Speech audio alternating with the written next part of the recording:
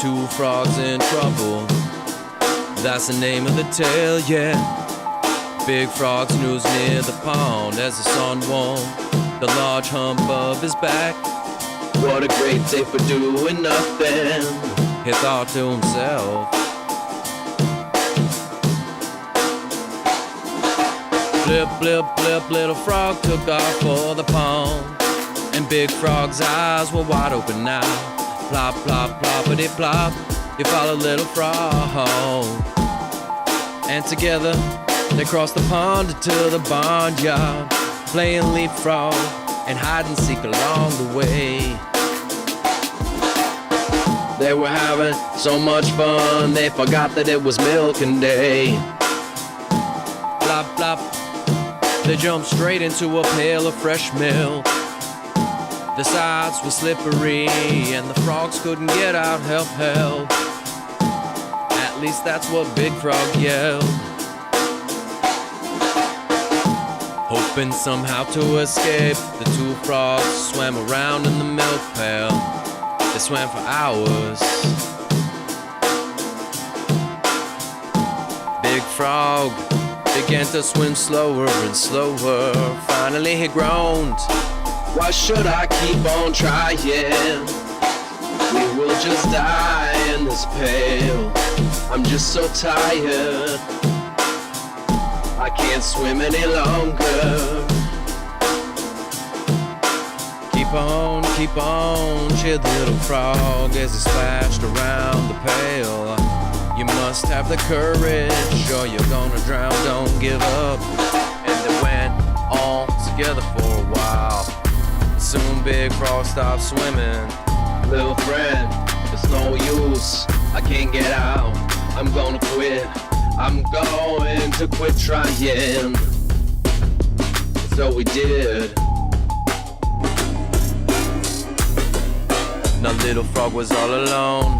He said to himself, well, if I give up, I'll be dead, so I'm gonna keep swimming. 2 more hours passed. Little frog's legs could hardly move. I can't swim another stroke. Just mute your mic right now, and we're good to go. Then he thought about what happened to his homie Big Frog. With every speck of strength in him, little frog cried out, even if I die trying, I won't give up. Where there is life, there is hope. Bursting with courage, little frog felt a tingle and new life come into his legs. He raced around the milk pail, splash, splash, splash for a long time. That is the only sound he heard. But he began to hear a new sound. Was his reality being blurred? Glob, glob, glob, the white waves had turned to the thickest cream. Now it was even harder for him to swim, but little frog kept on with all his might, full steam. All of a sudden, he felt something under him. He looked down and saw his feet were resting on a small hill. Little frog swimming had turned the milk to butter. With a great leap of joy, little frog jumped out of the pail. To freedom, to freedom. That night, he hopped happily through the tall grass. Little frog smiled up at the moon and thought to himself, now I know it's true. There is always hope. From now on, I'll never give up. Never ever give up. And little frog never did. That's the tale of 2 frogs in trouble. That's the end of the fable. Now I hope that you're able to tell me, what kind of frog are you?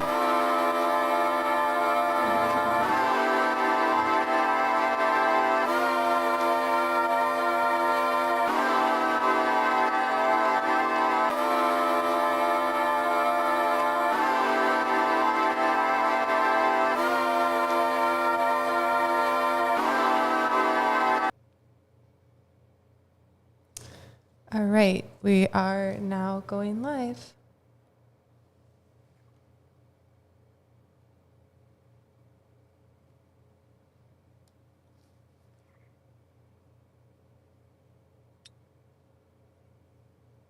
All right.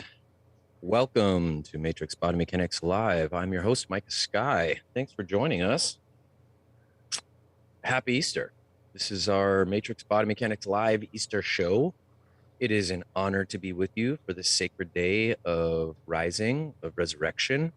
And I am honored to be joined by Greg, the Hydrogen Man, to explore hydrogen, the power of fire and water, of light, of water, and its divinity. We're going to go deeper. This is our second part. We had a bit of a doozy for our first part of the show. So we're going to dive deeper, and we're going to dive deeper in the context of spiritual exploration, the spiritual exploration of hydrogen, its divinity on such a sacred day, embodying and connecting it into both the Christed process, the sacred anointing process, as well as also the deeper cosmological, technological, scientific side of light, of neutrinos, of hydrogen, of how we are made of it, and the stars. We're going to dive deep into it. And before we dive in, I wanted to play this to set the tone. And very powerful. I've been listening to a lot of the Gospels, and I'm telling you, and I'm gonna challenge you to be receptive to just hear a few of these. It's narrated, and all these and so much more is on our Intel channel on Telegram at all caps MBMT channel. You can check us out on there, or MBM Truth Room, all caps, on Telegram, one of the last platforms where we're not censored to share all kinds of information. And so things like this are on there, along with everything that's going on geopolitically in the world and so much more. So, and historically, what's happened and what's been kept from us, and the spiritual sciences, and covering the full gamut. So this is just a couple of these verses from the Gospel of Philip, Gospel of John. There's so many, and they're so just, if anything, I want you to receive how powerful the spoken word is. And I want you to look at how desensitized we are to babble in worthless dialogue and hollow words. And I want you to just feel the weight and the depth to these words, to these truths. Many of them are spoken in metaphorical puzzles, almost coded, and yet so applicable for the now. So I'm just going to play a few to kind of get us into the spirit of the show for today. All right, here we go. The living and the dead. A slave seeks only to be free and does not seek the master's estate. For a child, it is not enough to be a child, but a child claims the father's inheritance. Heirs to the dead are dead, and what they inherit is dead. Heirs to the living are alive, and they inherit both the living and the dead. The dead inherit nothing, for how could a dead person inherit? If a dead person inherits the living will not die, and the dead will come to life. So deep. Jesus, Gentiles, Christians. A Gentile does not die, never having been alive so as to die. One who has believed in truth is alive, but this person is at risk of dying just by being alive. Since Christ came, the world has been created, cities have been beautified, and the dead have been buried. When we were Hebrews, we were orphans, with only a mother, but when we became Christians, we had a father and a mother. Sowing and reaping. Whoever sows in winter reaps in summer. Winter is the world, summer is the other aeon, the eternal realm. Let's sow in the world to reap in summer, and for this reason we should not pray in winter. From winter comes summer. If someone reaps in winter, the person will not really reap, but will pull out the young plants, and such do not produce a crop. That person's field is barren, not only now, but also on the Sabbath. Christ came to purchase some, to save some, to redeem some. He purchased strangers and made them his own, and he brought back his own whom he had laid down of his will as a deposit. Not only when he appeared did he lay the soul of his own will as a deposit, but from the beginning of the world he laid down the soul for the proper moment according to his will. Then he came forth to take it back, since it had been laid down as a deposit. It had fallen into the hands of robbers and had been stolen, but he saved it, and he redeemed the good in the world and the bad. Wow.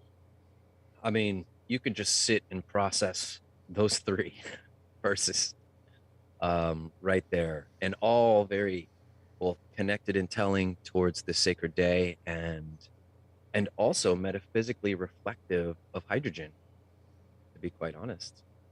You think about it, you know, and the concept of this Christed process, the sacred anointing, the restoration of the light and the spirit in the body. How does that apply to hydrogen, Greg?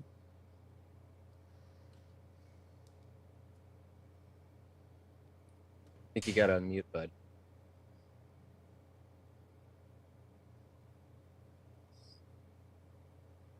All right, can you hear me now?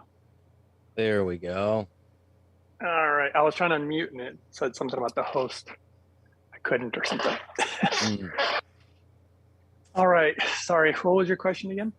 I was going to say how, I mean, just in the reflection of those verses, as there's so much depth and metaphysical reflections with that, like for instance, one who is dead cannot inherit anything if you're dead in your body, but if one is living in the body, only the living can inherit what is to come, the living and the dead. The dead can't inherit anything because they're dead. So, you know, right. They're not speaking specifically that death is not in body, that there is reference that you can be walking with this deadness. You can be in this realm and be dead, or you can be facilitated of the living.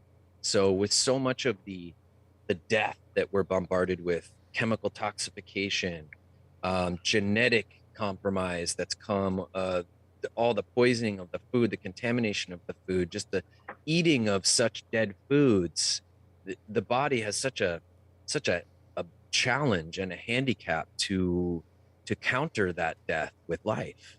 And so in reflection to hydrogen, do you want to dive into the life element of what it is? And I mean, we talked yesterday, we got a lot to go through. We're going to go through a lot in the first hour, guys, and then we'll open up in the second hour to take questions from you guys. If you have any questions, both about the hydrogen technology and holy hydrogen, or just in general about the science behind hydrogen, or any curiosities that come up for you. Yeah, I think, you know, there's a relationship between life and death. Right. One thing that I came up with, a lot of people don't know that I was in the translation field for a very long time. And I realized by being in that field how so many things get lost in translation. And I always feel like in order to understand something, you need to bring it down to its like common denominator, like the most simplistic, the root of the issue or the root of the question, so that we can, you know, really understand and get to the answer in a much more simple way, so we can wrap our minds around it. Right. And one of my favorite ones that I don't think that I changed the word so that we could understand it is what's spoken about in scripture when it comes to the tree of knowledge of good and evil. Everybody probably knows that reference, but the way that I would change the word so that we understand it is, instead of utilizing good and evil, the tree of knowledge of good and evil, I actually think it's the tree of knowledge of life and death. That to me is an easier concept to wrap my mind around, because I think that's actually the truth. I think it's more about, and it's the relationship between life and death. And they're so bound close together. It's funny because a lot of people haven't noticed. I've spoken with scholars and they didn't even notice. If you've ever read the scriptures, do you know where the tree of knowledge of life and death or good and evil Do you know where it's located in, according to the writings in scripture, in the Garden of Eden? Yeah. Like where it's at in the garden, you mean, specifically? Yeah. Yeah. No, tell me. It's in the center of the garden. Okay, Now, right. Yes, okay. For some reason, yes, the foundational centralized tree, yes. For some reason, I was identifying maybe it was separate from the reference of that tree, but it's not. That is the tree. yeah, and I think I have a theory on this. I think where the confusion lies too is if you look at that tree, according to the scripture, it says the tree of life is in the center of the garden.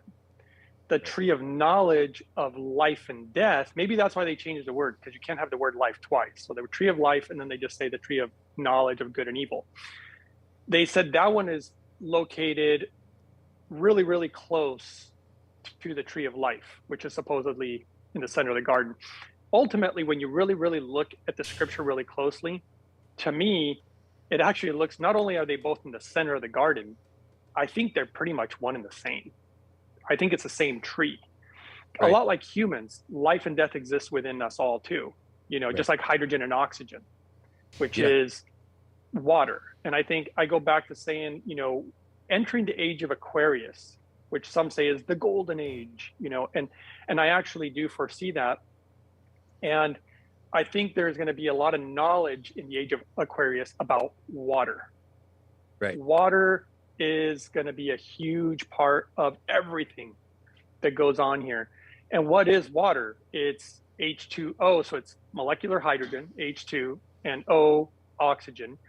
And what a lot of people don't even realize, and this is one of my theories, and I shared with you the video that I've never shared with anyone yet, so I'm going to probably post it. In fact, for people who want to watch it, and I haven't released it yet, but you can go to my YouTube channel. It's called Uprising 144K. And I don't know, I kind of want to ask you, what was your opinion on that? Do you think it was any good? Do you think I got more to work on? Do you think I thought it was great. And like I told you before, I think we should do an animation where we re-record, remember, and we do an animation, because like you said, something is unintimidating about an illustration, a cartoon, an animation, even if it's you as the animated version of you talking about it. Totally. But what's also cool is we can cut from you talking and use pictures. We could show water and show, oxygen molecules, and people are so visual these days. I feel like, that's why we're doing a urine therapy animation where,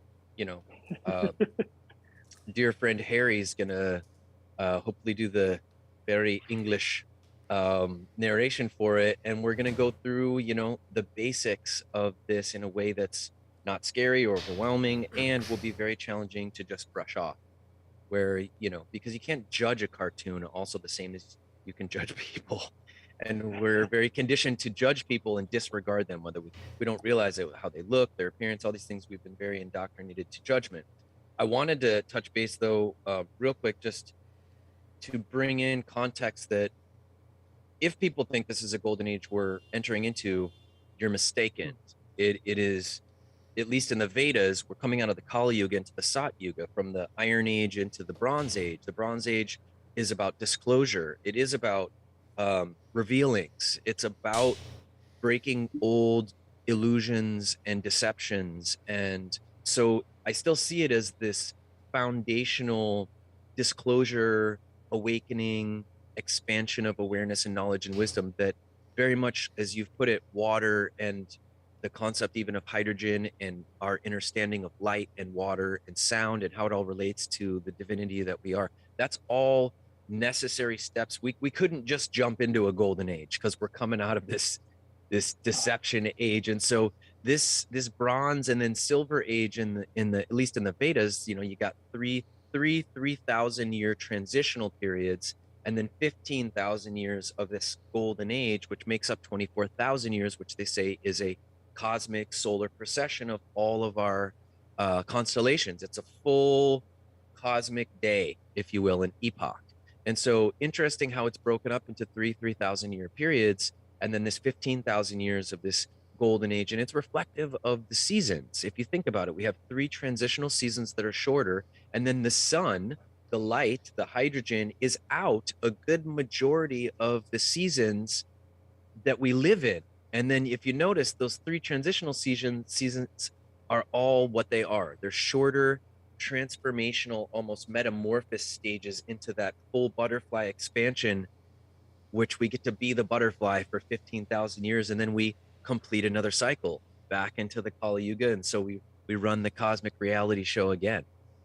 And so I wanted to touch base on what you said about, because you said it yesterday, that oxygen is like corrosive and hydrogen is like anti-corrosive. So you have it right there as well. And I'm actually going to jump back to this. I don't know why it popped off real quick. Just this is a verse I felt like, because we were talking about life and darkness, light and darkness, life and death, and right and left are siblings of one another and inseparable. For this reason, the good are not good, the bad are not bad, life is not life, death is not death. Each will dissolve into its own nature, but what is superior to the world cannot be dissolved, for it is eternal. Yeah, it's funny how you said they're siblings too, because that was something that I've observed. Another example of that in scripture is Cain and Abel, you know, evil and goodness, you know. Of course, the evil one ended up murdering, you know, they went as extreme as killing. But yeah, they're siblings. Yeah, good and evil. Like I said, they're bound together somehow. And to me, everything I've noticed, even in the human body, because this all started with me just trying to figure out how to heal the body. You know, there's a lot of crazy names of chemicals, amino acids, signaling molecules. There's so many names for so many things as far as our body. But one thing I noticed is that they can all be simplified to literally 2 things pretty much. And that's positive and negative, or oxidant, antioxidant, basically life and death. There has to be death for there to be life, basically. So that's why it's all about balance of those 2 things. And the biggest thing that I noticed is that we have too much oxidation. So you're talking about oxygen, it's oxidizing. Oxygen is actually death. And hydrogen is an antioxidant. It's actually the life molecule. And I think there's just way too much oxidation in our body these days. And when you bring hydrogen, it's not just an antioxidant, it's actually kind of a balancer. So it just brings balance to the ratio of life and death in the body, and just kind of brings things back into balance again. And everything begins to basically function a lot better. And it's kind of funny because for the longest time, scientists just kept saying that hydrogen was just an inert gas, that it did nothing. They just feel like it doesn't do anything. Though it works very subtly. I will say that it's not like a drug. You're not going to take it and be like, oh my gosh, you know, it's very subtle in how it works. And I have found some people who are sensitive to it and more intuitive, but there's also a lot of people who are like, hey, I don't feel nothing. I don't feel anything. And, but if you monitor their blood, if you monitor their blood pressure, their blood glucose, actual markers in their health, you can definitely see the difference. And there's plenty of scientific studies. Anybody who wants to look at scientific studies, go to holyhydrogen.com, and they got a ton of links to all these different scientific studies that have been done, even what they called, you know, we're talking about scientific studies that were not funded by the pharmaceutical industry. So that really helps a lot too. Or, you know, certain industries, whether it's meat, dairy, you know, whatever, you know, different industries, the egg industry and whatnot. So it was something. Here's an example, just so everyone can see too. This is one of the best videos, right? For them to kind of see some of the base science and mechanics for hydrogen, right? Molecular hydrogen. Oh yeah, did you watch that? I did. And so everyone, we have a Holy Hydrogen page on matrixbodymechanics.com. You can check these videos out. They're also on YouTube, but I just kind of collected a few of them for you to get, you know, it's, if I was going to a page and I wanted to get the general information about something, I kind of put the videos, even that Greg selected. And actually from our first conversation, remember I did this page. I was like, I mean, every aspect about, you know, the BS about hydrogen, there's a lot of, and we'll probably touch base on that, a lot of crappy wannabe hydrogen technology that claims to be and whatnot. I mean, even the Kangen systems were claiming to create hydrogen water, which we will touch base on. And then, you know, touching base about the, you know, the Japanese are just so ahead with a deeper understanding of water. And then how, and we'll get into some of this we didn't get into before, right? Where we actually talk about how the role hydrogen plays in our ecosystem naturally, right? And then the natural distillation process of water and how that works, just the natural process of the best water we should be drinking, really, ultimately. from nature and how that process works. So however you want to dive in, it is Well, totally, I can say something right now. Yeah. If you pointed that one where the mountains were on your screen there, right there, because one thing right there that's happening, one thing I've noticed about water is that it's actually a lot like either the human or even possibly the soul. And I say that because water goes through a cycle, almost like Right. a death and rebirth. Right. And it can go through our system and our, like, as far as the planet, like the ecosystem, and it can get dirty, it can get polluted, but when it ascends through ascension, which actually starts with hydrogen because it starts with the sun, Right. when the water ascends, it purifies through ascension. Wow. And then it comes back down as either rain or snow. A lot of people don't know that rain and snow is distilled water. Right. And there's verses about it. There's verses, pure as the driven snow, pure as white as snow. There's all these verses about the purity of snow. And we know that distilled water is extremely pure. Probably the biggest argument against distilled water is just the fact that it doesn't have any minerals, but that's pretty easy to rectify. I mean, there's minerals. Here, I can grab the bottle that I suggest. But you know what? I'll even go as far as saying if anybody else out there has some good suggestions on good minerals, I'm always open to learning. But throughout my research, I found these guys concentrates minerals. I have a link on one of my videos to them, but they're about $20. They're pretty cheap actually, because how much do I have in here? I still have like half a bottle, and I've had this bottle for 3 years. I have that same one. And what I like about this, you know what's important about this topic is a lot of people will talk about Himalayan salt.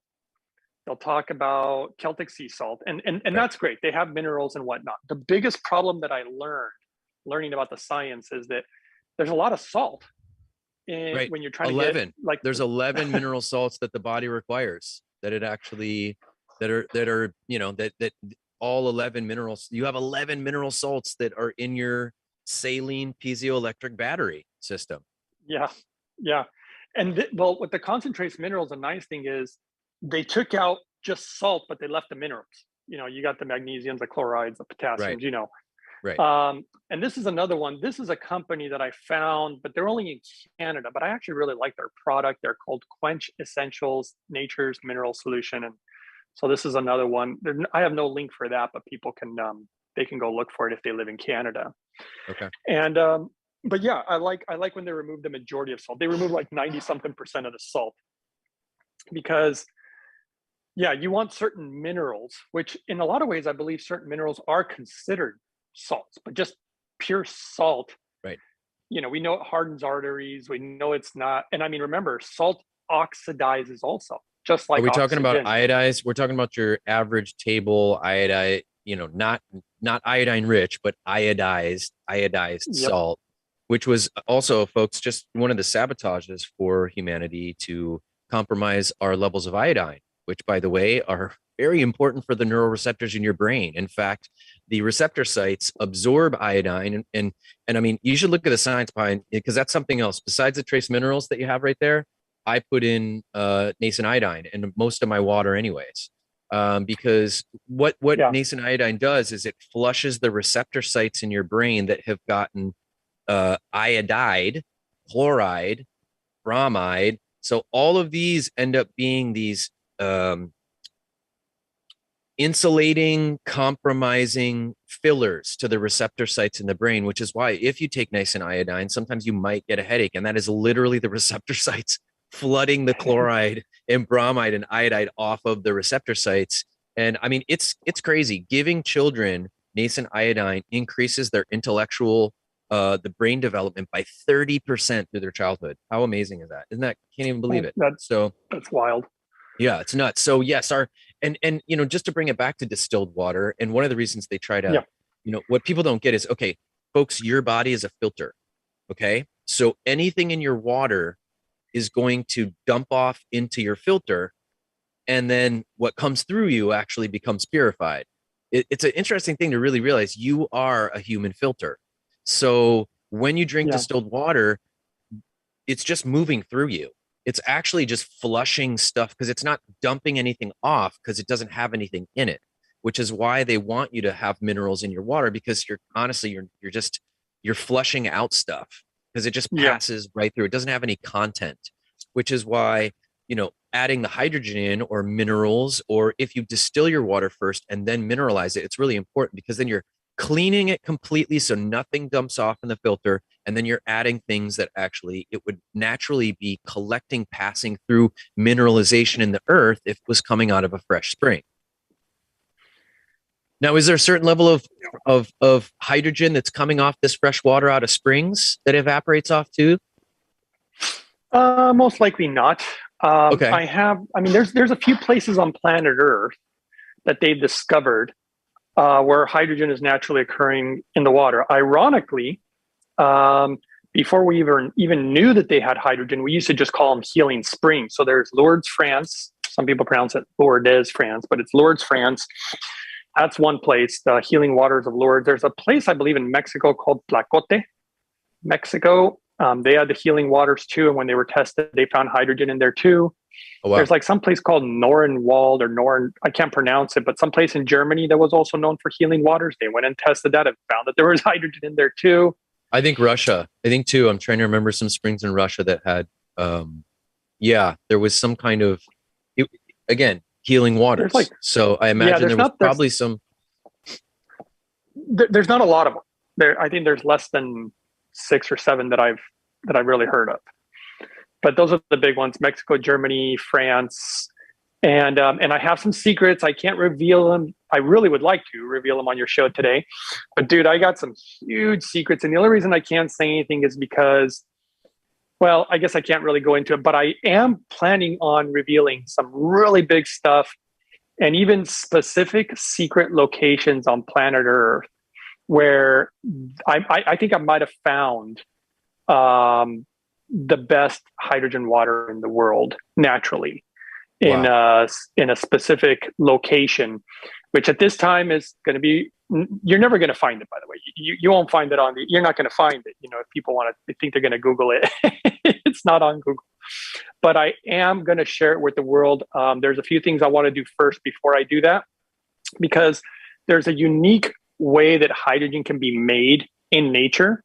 Mm-hmm. And this one that I discovered, which I want to verify that it is really what I think it is. And I'm about, I would say 99% sure that it is, but I want to be 100% before I share it.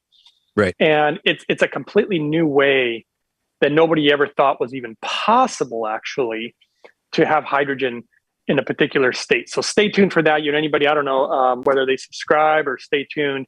I'm going to say probably in less than a year. It could be as little as the next 3 months, 2-3 months. It could be as much as 6 to 9 months, but it's going to be in less than a year. I'm going to be revealing this, and this is going to be huge because I'm very excited about it, but I have to be quiet at this time about it. So how do they follow you? It's Uprising 144K? Yep. Yeah, that's the YouTube channel, and I'll be doing probably videos on there about it. I'm going to do videos about it. I'm going to be showing the location most likely, if and when I can get to this particular location, because there's different places I want to go for different reasons, but this is one of the places towards the top of my list. And then you and I will probably do a show. And we'll definitely 100%. Be talking about it, because I also need to experience it, with my body, and share some secrets in regards to deep meditations, and how I believe, because hydrogen to me is also a molecule that can help us with meditation, with the cleansing of the body, with even bringing more peace to the body, because I've already experienced myself that the deeper the peace, the deeper my meditation goes. I don't go into a deep meditation if I have anxiety or if I'm stressed, or if I have a lot going on in my head. And one of the interesting things about hydrogen, I'm inhaling it right now, but the science has shown it was I'm going to share with you a funny study if it's okay if we go off a little tangent here. Please. So this one really blew my mind. It was a study done on mice, and what they were trying to do is they were trying to get these mice to perform certain functions. All the while, they were stressing them out. So they were putting them under more and more stress as time went on to see how long they could carry out certain functions for. The difference is that they gave some of the mice hydrogen and other ones they didn't. Now, what they realized was the ones that had hydrogen could undergo all this stress and still somehow continue to carry out certain actions or Right. certain jobs, if you want to call it, Yeah. where the other ones would reach a limit and then they couldn't. Now, when I first read that study, I was like, wait a second. But the first thought I had was, this doesn't even make any sense. I mean, hydrogen's not a therapist. It's not like if you're stressed out, hydrogen, you're going to talk to hydrogen and it's going to tell you, hey, Right. you know, it's not a way for you to vent. So I was thinking, how is it possible that hydrogen is bringing these mice more peace so they could continue Wow. their functions, except the other, compared to the other ones that were just reaching a boiling point and they just couldn't go no more? What was the Right. difference? And then I realized, it took me time, but I realized it's the biology of the body. When you're stressed, you release certain stress hormones, you know? Right. Right. And the science has shown that hydrogen helps litigate that. It always keeps the body in balance. So it can actually bring down the stress hormones so you can continue to function instead of just burning out.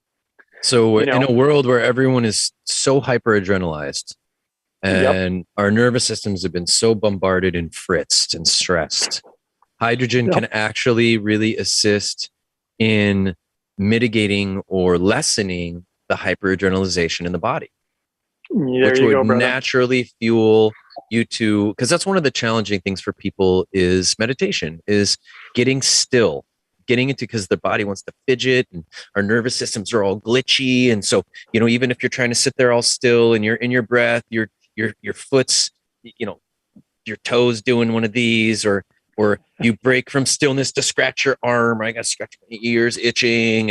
And what I can share in regards to meditation from the path of the yogic sciences is that there is a pressure pocket that you can drop into of stillness, that as it builds, it is like a pressure. Like you almost are so still.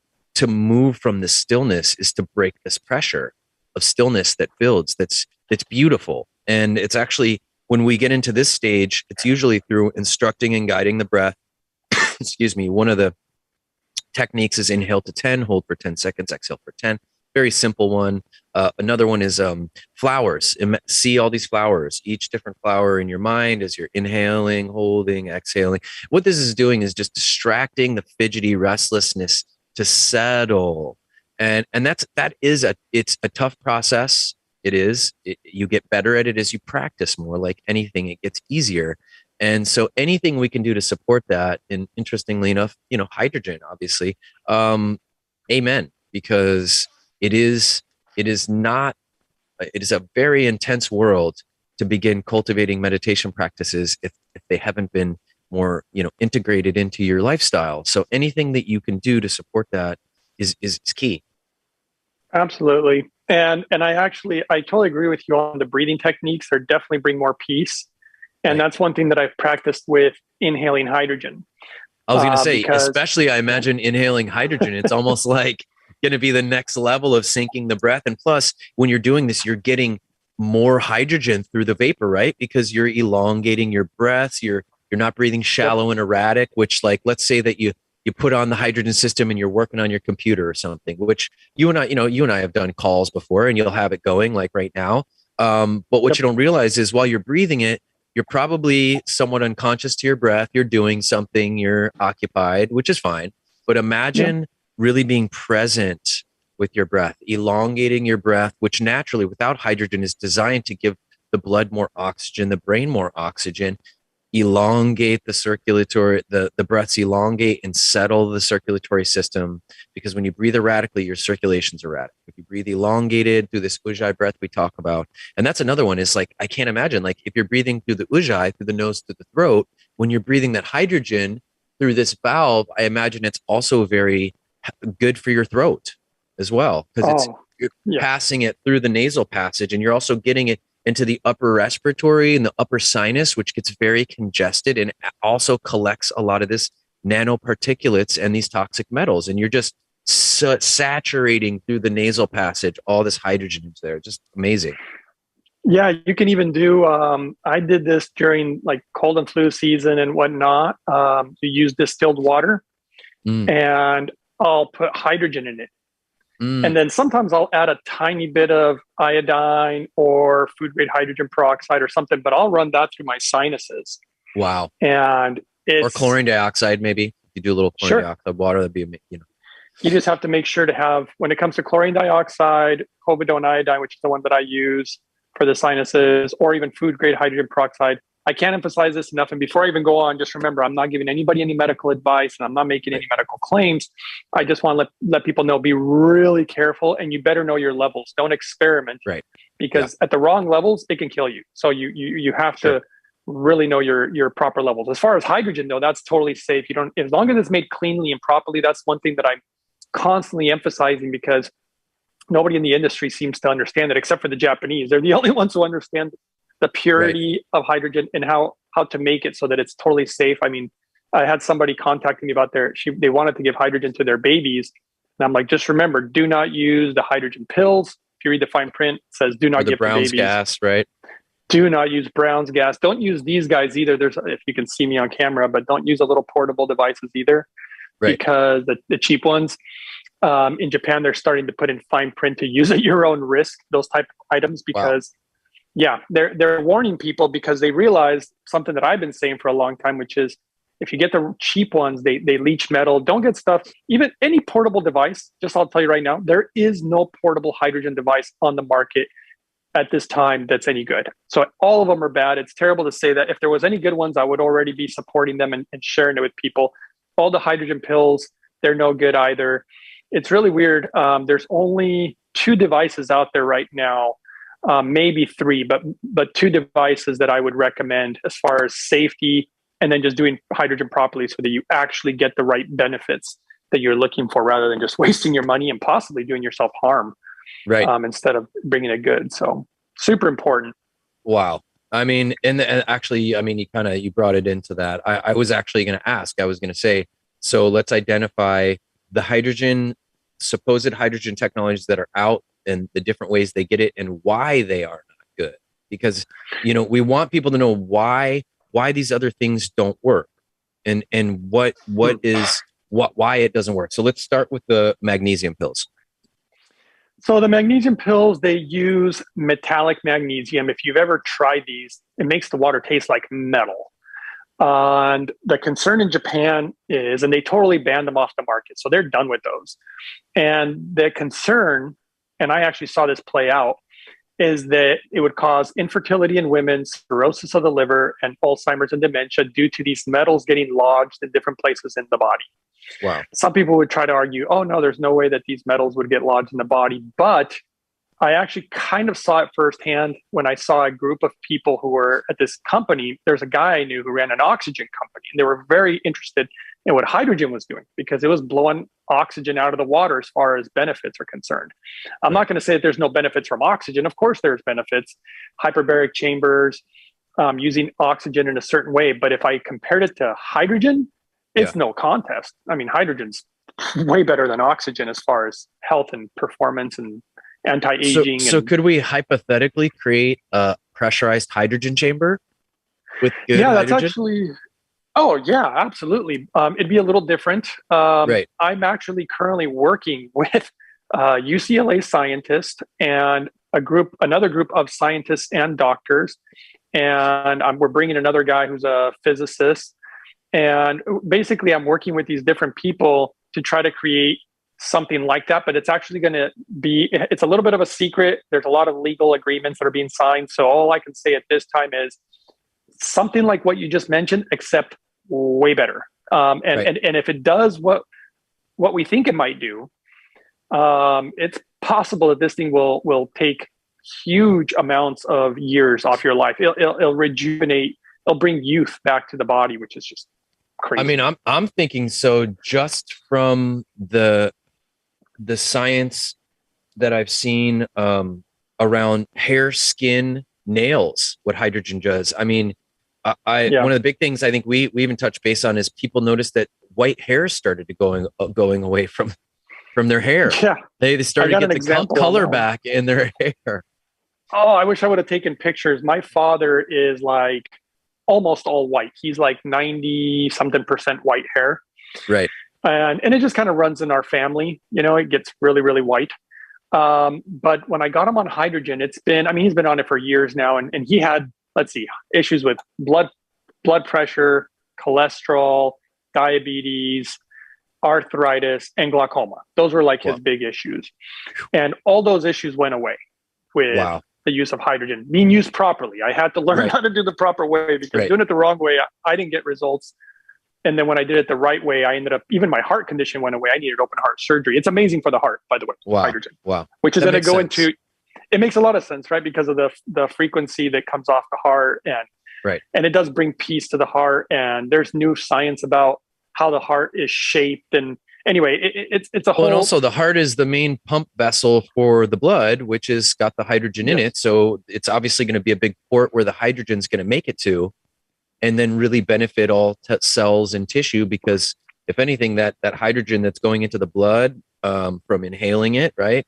And then also even drinking it is, or drinking you're dumping hydrogen water into your blood, which is also water, right? It's a good majority of it is water.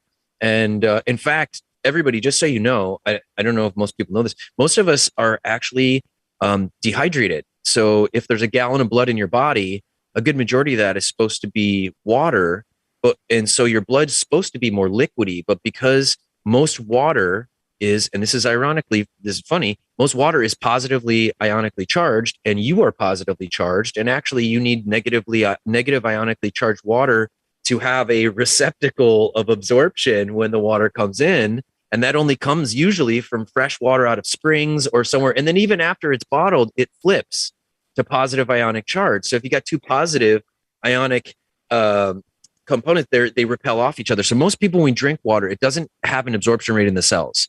So even if you're drinking tons of it, you're mainly dumping the stuff in the water into your body, the particles, whatever the content is, fluoride, whatever. And then you're passing the water. Most of the water is just going through you. So people could be drinking a lot of it. And then we haven't even touched base about the deuterium. Most water has deuterium in it, and that ages the cells and compromises the ATP. And I'd love at some point, obviously, we're going to talk about, hydrogen and then kind of deuterium. And we talked about it's kind of like the Christ and the Antichrist of water, so to speak, because deuterium is basically heavy hydrogen. So it's H3. And so they are their own polarities. And so I'm excited to explore about that. But just one last thing on the aspect of your body being a deposit receptacle is for what you put into it, for the hydrogen, for the water in your system. Most of us have a certain allotment of venous blood, which is toxic blood. It's like, this is kind of creepy, but if you think about it, guys, you think you have this red blood running through you. Did you know a good portion of that is black? It's black blood. It is dead blood that's been filtered through the vascular system. It's being pushed away from the heart. It's being pushed away to be filtered.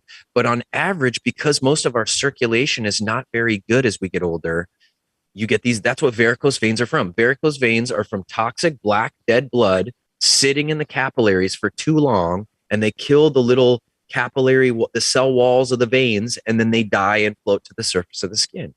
Oh man, go ahead. So, and that's just a sign that you're not flushing your black blood, and that you have a lot of toxicity in you. So real quick, I want to catch this question that's in here. Someone asked, and because it's relevant to the magnesium pills before we move on to other tech that's not really, that's not working efficiently. All magnesium pills are unusable. That's what they asked, question mark. Yeah. You don't want to use any of them. The other thing, okay, so one, I think that they might have been asking nutritionally. Like you can still, yes, there is good forms of magnesium. We're talking specifically about magnesium-based hydrogen water pills is what we're talking more specifically about. One of the things that they say out there, and I don't agree with it personally, but they try to tell you that these hydrogen magnesium pills, they're like, and they'll help you with your levels of magnesium in your body, so they're good for you. But there's a lot of different types of magnesium. There's saying the word magnesium, just like saying the word hydrogen. I mean, there's deuterium, there's protium, there's tritium. There's different types of hydrogen. There's helium, like we talked about helium. There's helium. A type of hydrogen. So I think it's important to understand the differences. I mean, don't think for a second that I don't want magnesium. Check it out. Again, back to these trace mineral bottles. It has a ton of magnesium. It has over 300% of whatever it is that you need, Right. So you're going to get your magnesium right there. Right. I get it a lot from my food. In fact, one of the little tricks that I do, I soak my smoothie. If anybody wants to check out my video, Hydrogen Smoothie, it's I'm pretty proud of what I did there, because to this day, I don't know how how I kind of came up with that. Hydrogen smoothie. Yeah, man, you soak in those vegetables. And I did that because I saw in Japan that they were studying fruits and vegetables. They would study the amount of antioxidative power that they have. Right. And the water that I'm making right now with my Hydrofix, and that's the name of the device for people who don't know, it's, the one I'm having right now is a 2021 Lourdes Hydrofix Premium. I just did a video on it yesterday if you guys want to check it out, because there's a few different models. But the biggest thing is that one pitcher, which is about 1.5 liters, has roughly the antioxidative power of over like 1,500 apples. Wow. So it's powerful, right? And yeah, when you soak the fruits and vegetables, they seem to actually absorb the hydrogen. And when they measure the antioxidative power of that fruit or vegetable after soaking in hydrogen, all of a sudden it's just off the charts. It just changes, almost like sprouting changes, the power dynamic of certain foods. And so it turns it on, exactly. It reactivates its life, and because, and not to interrupt you, but because we know that food is deficient these days in, for example, minerals. So is it going to be deficient? I mean, magnesium, obviously a mineral. One of the things that I do is, so I put all my fruits and vegetables in my smoothie, and I soak them in hydrogen water, but I also add these guys again, back to the concentrates minerals. Yeah. I put the concentrates minerals in there because what I'm basically trying to do is I'm bringing more mineral rich content in this smoothie now along with the food. And I believe that together they work synergistically once they go into the body, almost like a time release because of the fibers in the fruits and vegetables, which the Japanese, by the way, made a big discovery. I'm not even sure if anybody out there is aware. All the fibers from fruits and vegetables, and different ones, whether it's a blueberry, a banana, a carrot, all the different fibers, they're all different. So you can't just throw them into one bucket and say, well, it's just fiber. No, they have different types of fibers that affect the body in different ways, some of which help the body make more hydrogen. Interesting. And others that are more agitators for the system, right? Because fibers can be agitators. Yeah. Yeah. So it's all very interesting. And and the one thing you were talking about varicose veins, and it was actually a video I was going to be doing. Maybe I'll do that here very soon in the next couple of days. I had one of the first testimonials about varicose veins that I got, and I've been doing hydrogen for a long time, but this person has been using hydrogen for 5-6 years. It took about 5 or 6 years for the varicose veins to go away. Wow. Now that's a long time. That's the longest I've heard, because like my father's glaucoma took about 3 years. Okay. So hydrogen is not something you use just one day. It's not a quick fix. 2 days. Right. It's not. I always compare it to diet. You're not going to be 300, 300 pounds overweight and eat healthy for a week and expect that all the weight's going to go away. Right. It's going to take time, and it's part of a rhythm. It's part of having a good, what you call it, like a good routine, like good daily routine of drinking clean water and eating clean food and consuming your hydrogen. But for it to get rid of varicose veins, I mean, dude, I was very impressed. I was like, wow, it took them a while, but they said they finally saw their varicose veins going away. And I was very impressed by that. And I was like, I got to do a video on this one. That's the reason you want to get a reliable hydrogen machine, because you know, those little portable ones. Oh yeah. Bless you, brother. Those portable hydrogen machines, they break really fast. And if you can see it on camera here, they're really small. Yeah. So the amount of water that you're going to drink, you'd have to be running this thing so many times a day. It'll never even last a year. You're gonna wear it out anyways, right? Even if it's just not because it's faulty, it's because naturally when you use something a lot, it's just how it works. I mean, some of the better quantum tech that Greg and I will even reference, the reason it has value for us is because it's really well made. And and we want to use this tech all the time. So, you know, whoever developed this has to know if this is legit, or if, like you mentioned, and I'm glad you did, that hydrogen is something that you're going to see healing from over time that you do it. And I want to reference that's the neuromuscular release therapy can produce some of the most profound transformations that seem almost instantaneous, but the most significant transformation that you'll see structurally, both in the body and structurally in your psyche, meaning patterns of immature or emotionally traumatized or trauma-based psyche patterning, personality archetype indoctrinated patterning. And that could be as easy as you being the difficult person in a group that's always whining and complaining about something. Okay. For whatever reason, when you were a little kid, someone didn't listen to you or whatever, and you saw, to get attention, I have to do this thing, right? That is a pattern. Okay. So all of that is laid in the chemistry. Are we going to transform your shoulders and arms in the first series? Yes, we are. Is that pattern going to go right away? Probably not. That's going to come from more drainage of this stuff, getting past it, moving through it, and keeping the work on yourself, keeping to work on yourself. You're always going to see the most holistic benefits that don't go away. This is over time and consistency in practicing something. So that makes sense to me with the hydrogen. It does seem like something that you might be a month or two in and go, oh, look at that. My hair looks like, whoa, that's so weird. I used to have some white hair in my beard here and it's all gone away. Oh my. And that's where a lot of people and patients I talk to will end up reflecting in hydrogen. They notice things over time that were more,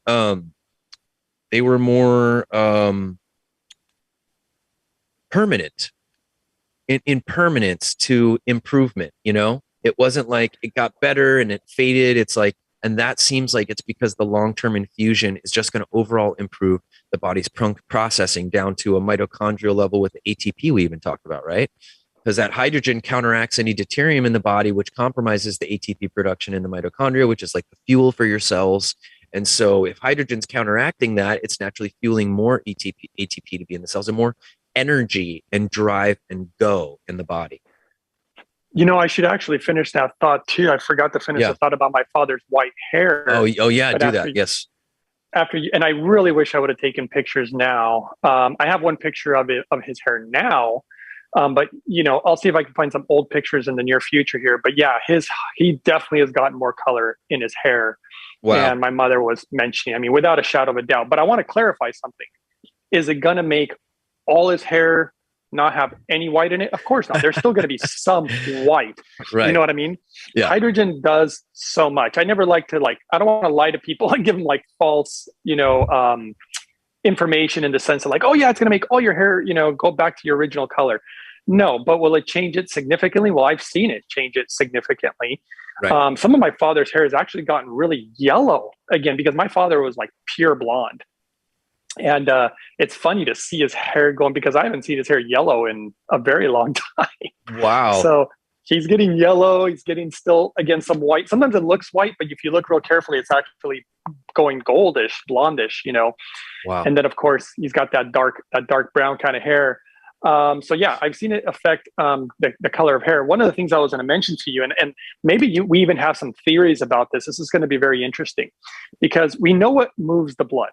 It's obviously the heart. And you were talking about that a moment ago. But here's what's weird. If you intake, and I have a video of this, I believe it's video 68. I try to number most of my videos. It's more one of my favorite videos. Well, that's, I only did it because everybody kept saying, how do I find this video? How do I find that video? And I was like, oh gosh, okay, I'm going to start numbering them. Right. And it was a really good idea to do it. Some of them I don't though, because they're just fun videos, but educational ones I try to number. And 68, what I show is, this was actually done in a lab. This is what I love what the Japanese are doing, because they have ability to do certain testing. In a lab, they took the Lourdes Hydrofix. So they actually took the device that I'm using, which again is awesome, because you're not seeing a test just done on hydrogen. You're seeing a test specifically done on this device. Right, here it is. And right here, you know what? You might even be able to pull up the video if you want. It's 68, but it would be on my YouTube channel. Oh yeah, I think you'd have to type in something like uprising 144K space and then just the number 8. I don't know if that will work, but sometimes it does. Yeah, but basically what you see. I'll move it to where you can at least see it. But keep going. Research the impact of inhaling oxygen on the. You probably would have to go to YouTube for the video I'm talking about. But okay. Basically what they did is they took a woman, they tested her blood, they saw it in vivo, and then they gave her water, a certain amount of water. She drank just normal spring water. It was a good quality water. Then they looked at her blood again, and there was a difference. You could see a little more movement. And then the last one is they took the Hydrofix water and they gave it to her, did everything the same. And the water was just gushing and moving like a river. I mean, wow. There was so much energy. And I'm thinking to myself, well, gosh, what's causing all this movement? Because it's not the heart. Wow. You yeah. literally brought life to the blood all of a sudden, and it's Right. moving like crazy. Now, here's the weird part, Micah, and tell me what you think of this, because this was a little confusing. When you inhale the hydrogen gas, like I'm doing so right now, Mm-hmm. it didn't really have that effect.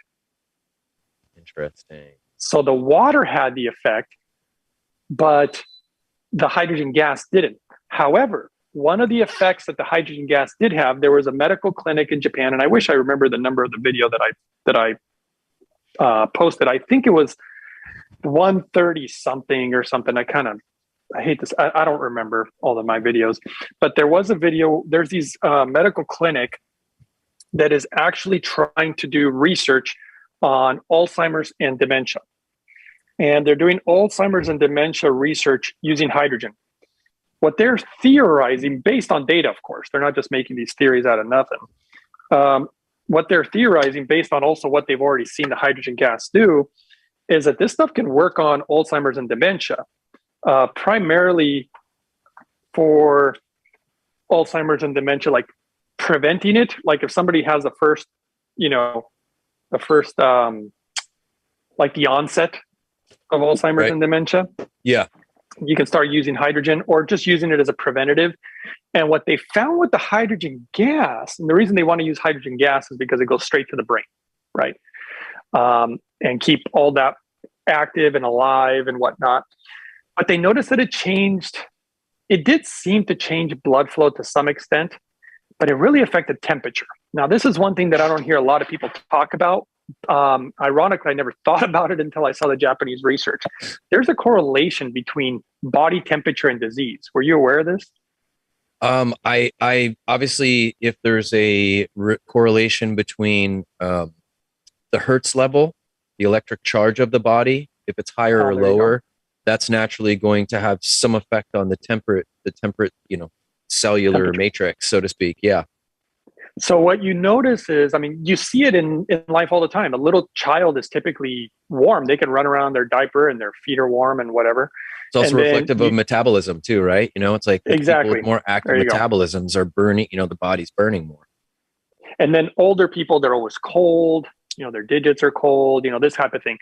And what's part of that though is circulation, right? It's like their water body becomes more stagnant. And when you were saying about how you're describing this process in the study, what I saw was, we have some of the purest water here on Kauai. Actually, on the planet, they say that the purest water, air, and land ecosystem on the planet is Kauai. It actually, because it's so isolated, and the jet streams have blocked a lot of the pollution and toxicity level. And it's true.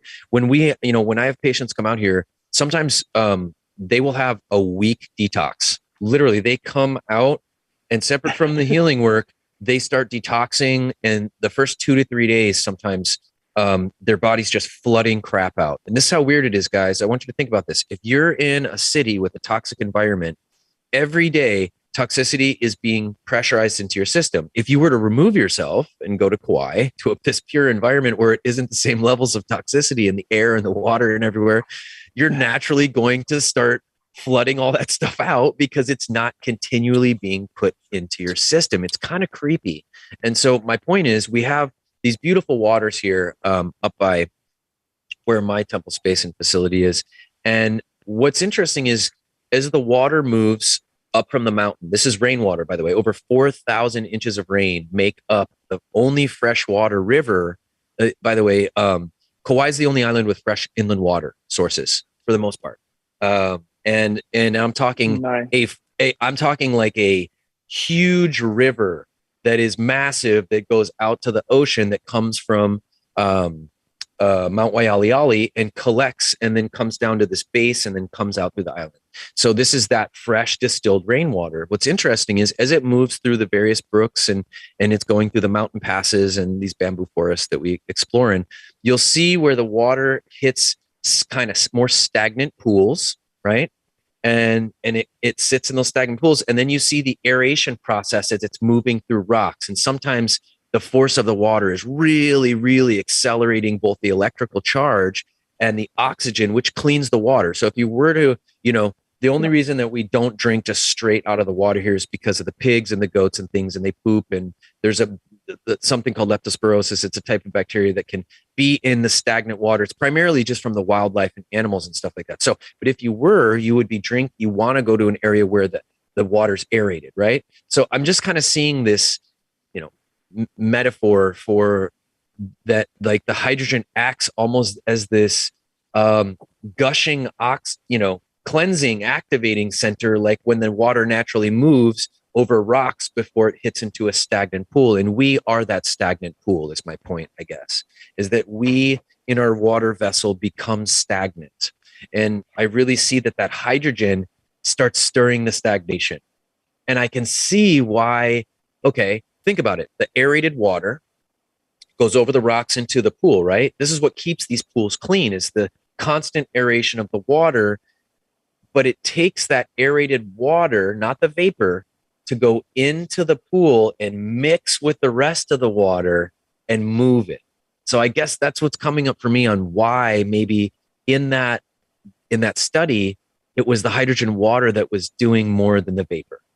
That's just what. Yeah. That's very interesting. Yeah, I don't even know if the scientists know why yet.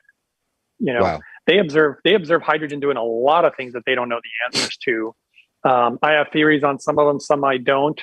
But what they did observe with the hydrogen gas inhalation is it did seem to improve blood flow, not the same way as the water, but they did notice a temperature change.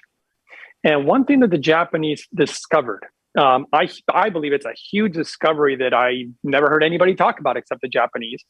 They discovered a correlation between body temperature and not just disease, but specifically cancer. So in a study, I think, if I remember the numbers correctly, they found that 98% of everybody who has cancer, so like almost everybody, their core body temperature was lower than it should be. Wow. And that was kind of a interesting marker, like, who would have thought about taking the body temperature, core body temperature of someone with cancer? It's just, we would have not thought about it, I guess. Sure. And then, I feel like, if we were in a more holistic system, we would have. Of course. Yeah. Those are all things you'd want to observe. Just like in Chinese medicine, we look at the tongue, we look at, there's all these things for observation that's just right there in front, and the body's presenting and showing it to you. Absolutely, brother. Yeah, that's a good point. And the Japanese noticed that. I feel like the Japanese bring a little bit of holistic with like westernized. They just look at everything they can look at. And when they were inhaling the hydrogen on this particular video, and I can find the number if you want, they did what's called thermoimaging. And they did that while they were actually inhaling from the Lourdes Hydro Fix, the original one, not the premium. And the premium version is actually a better version. It's actually a version that was requested by doctors and hospitals. What did they refine? What did they refine about it? They made a lot of changes to it, but the biggest thing is that it just puts out more hydrogen. So the levels are higher for the inhalation and in the water. And they call it, in Japan, they call it like the medical edition. In America, it's called the premium edition. And that's the one that I use just because it's the best. And they also made it more robust. They did a bunch of things to it for longevity. So the machine does last longer than the old model. And so the life is really long, and they're incredibly reliable, which is something I've learned in the world of hydrogen, is that hydrogen machines are typically inherently unreliable. They burn out, kind of like cars. Eventually they're going to leak. Eventually they're going to break down. It's just kind of what happens. And to me, this machine is like the Toyota of hydrogen machines. Very reliable, very robust. That's a bold statement. That's a bold statement that everyone probably has some understanding of. And actually on that, let's because we kind of identified the magnesium.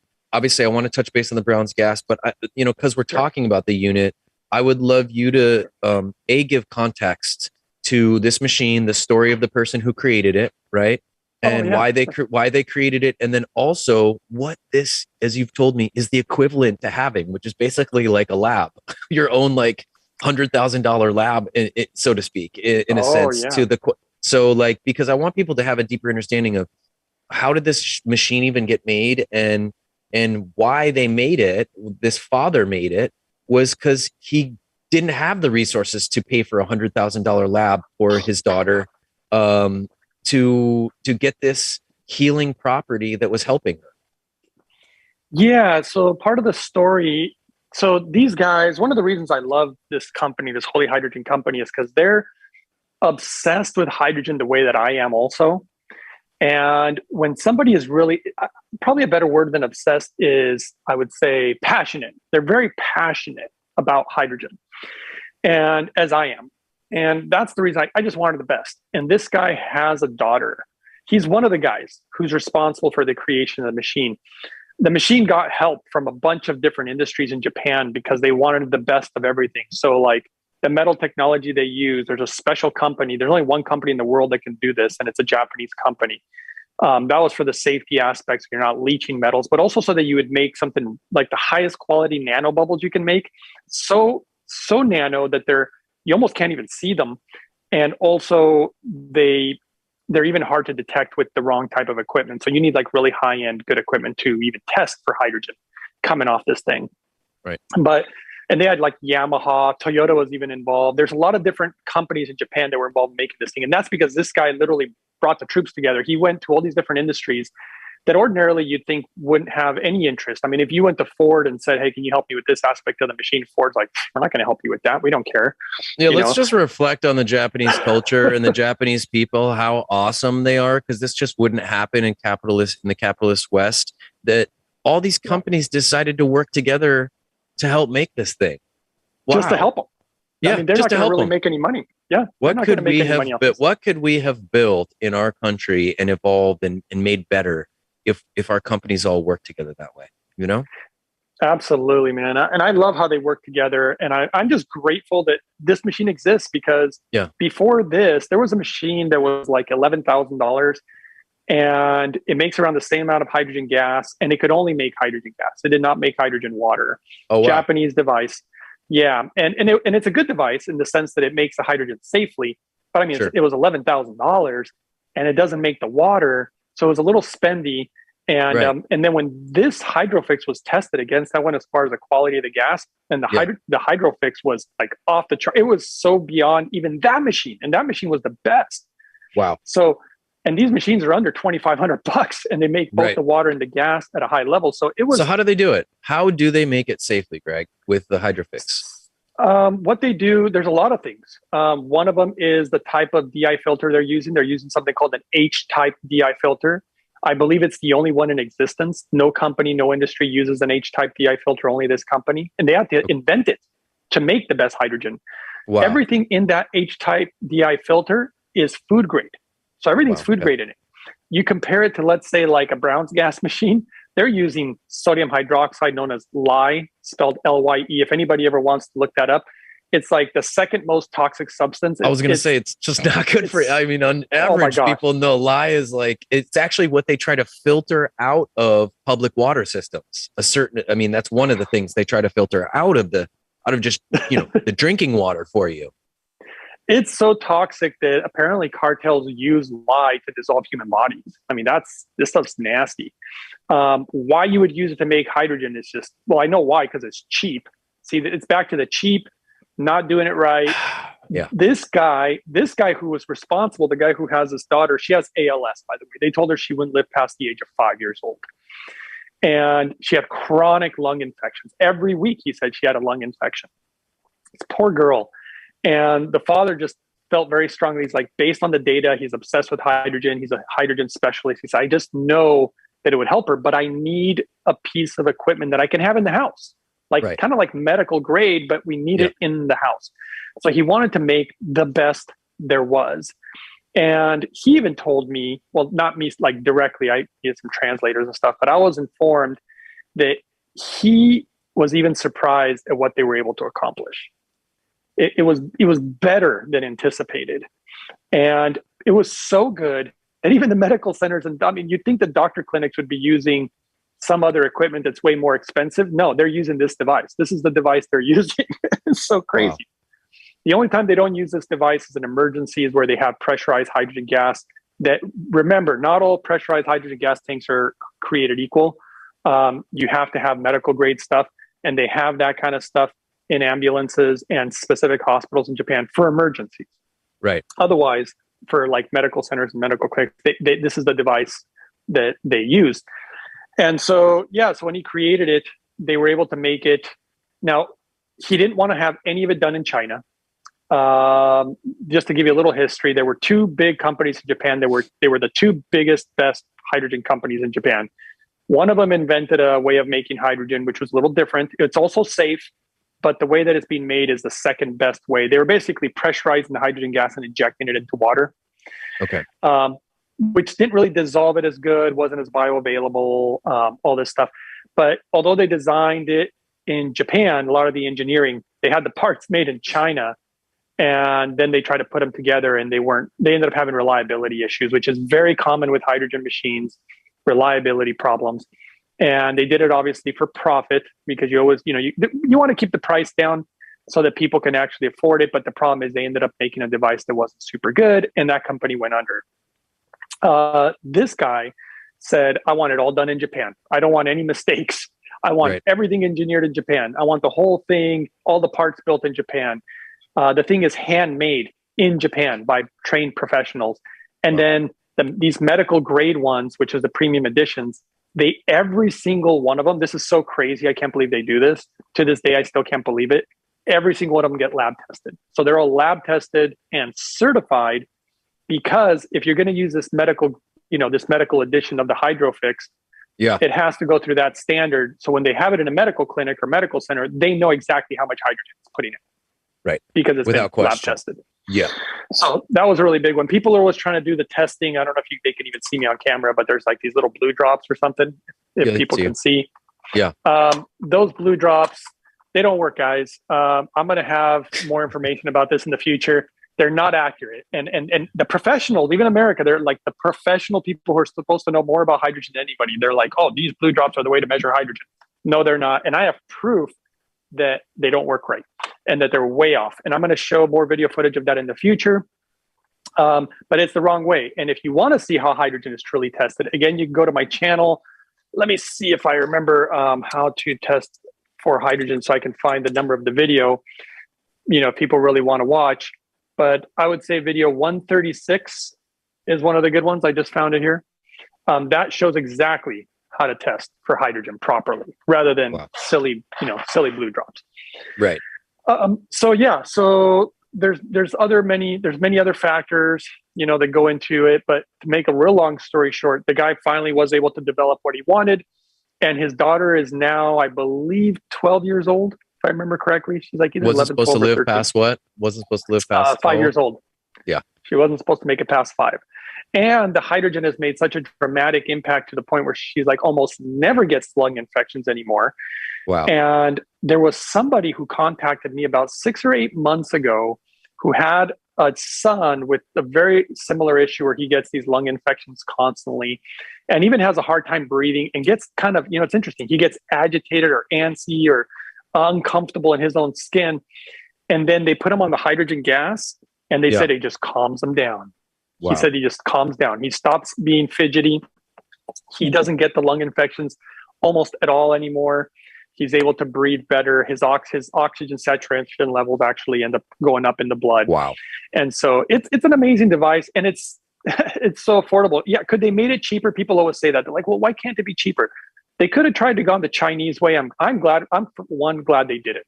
Yeah. If I had to pay an extra $500 for the machine or whatever it is that the difference would be, I'll pay that, because I want that extremely high standard of quality hydrogen, especially if I'm going to be using it. That's the biggest thing. If you're going to be using this thing for years, you don't want something that's going to be leaching metals or that's making the hydrogen incorrectly or toxic, in some way. That's the way to think about it. This is like we have certain quantum technology, and as we move into the new age, you're going to see quantum technology will just be a household thing that people get different forms of. I mean, obviously as a practitioner, I have, a lot of different quantum tech throughout my house, but when I work with patients, they ask me, what should I get? I'm like, I tell them the basic things that I use almost every day. I use them, which is a good thing to think of, when you're deciding on what quantum tech to get. It's the stuff that you end up using every day.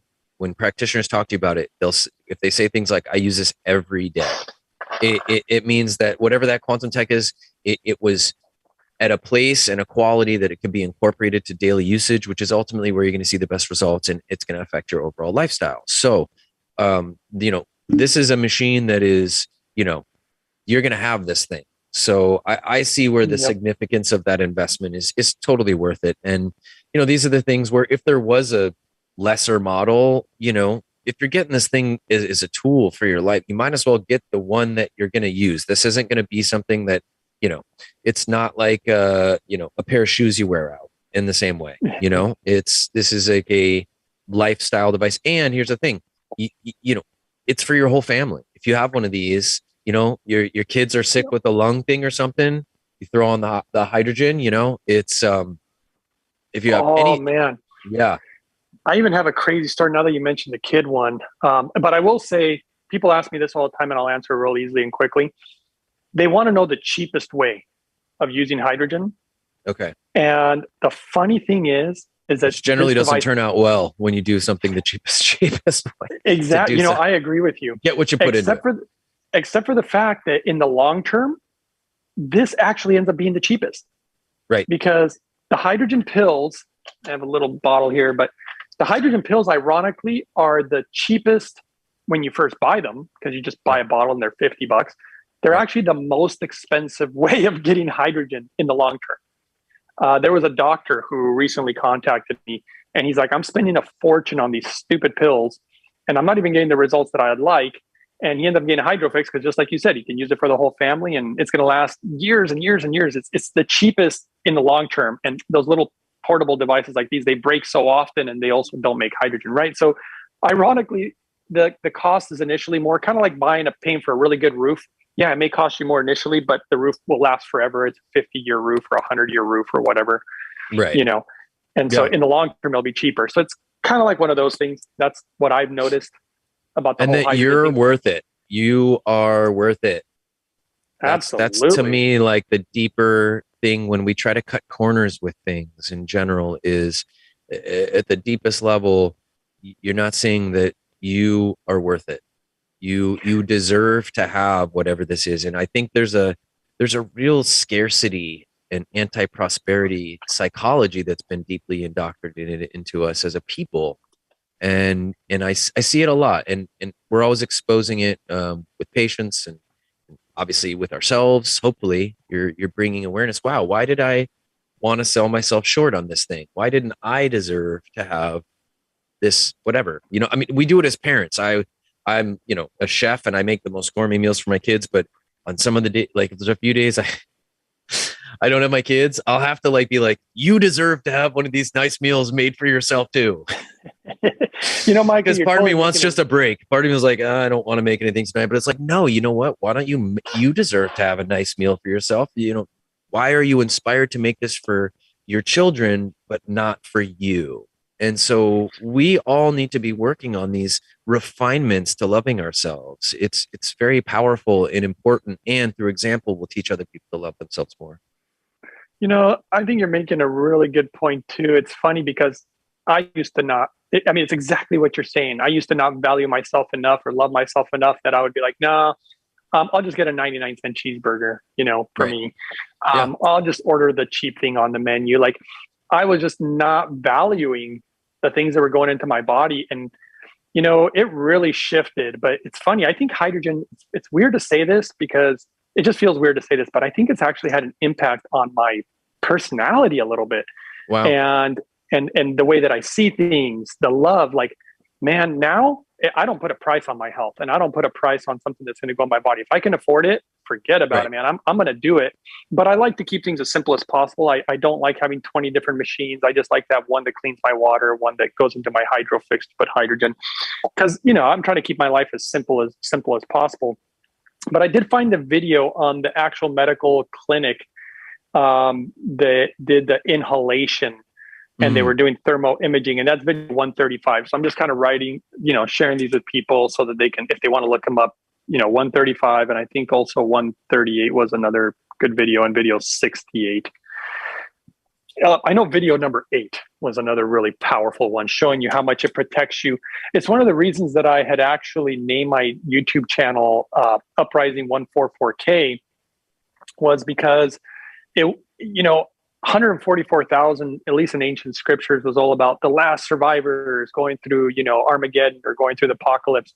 And I kept thinking that the body was going to have to go through something that only people on hydrogen would be able to survive. That's literally what I was noticing, reading the data, and how, we could go through something so apocalyptic that would kill so many people, and someone on hydrogen might just get through it like walk.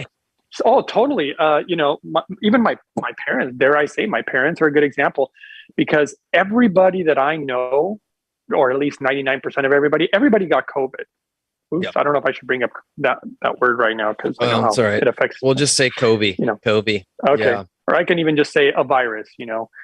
But a lot of people got the virus these last so many years that I know, and a lot of them died. I did know a lot of people who died. Yeah. But my parents are one of the few people that I know that did exactly what I do. I bought them their carbon distiller from mypurewater.com.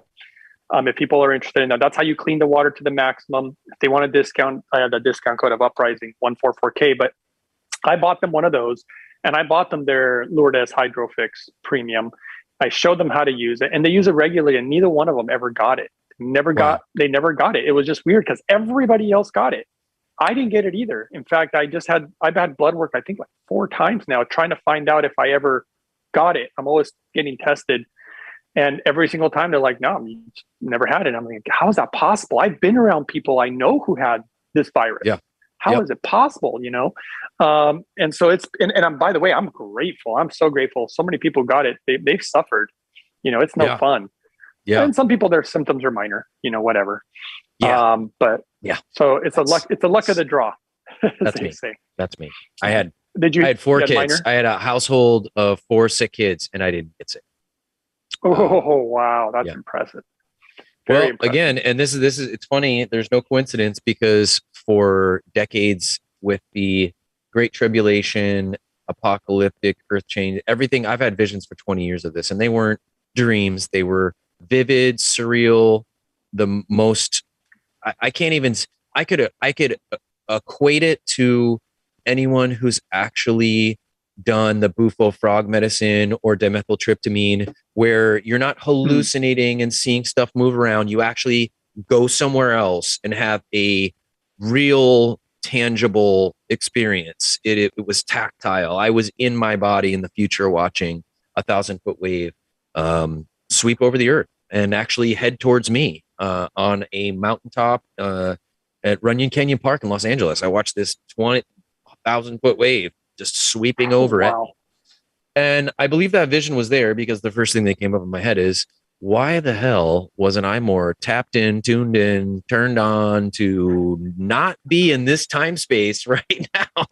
And why are my massive molecules right here and not more like, somewhere away from this? And so that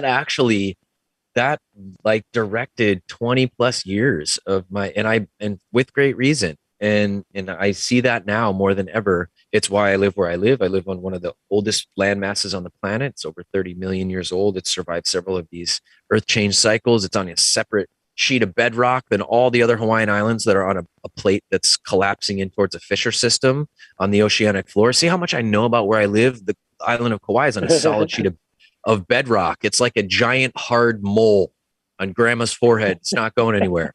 Right on the third eye. But the point is that I researched this because God gave me context that the geotectonic location was very important.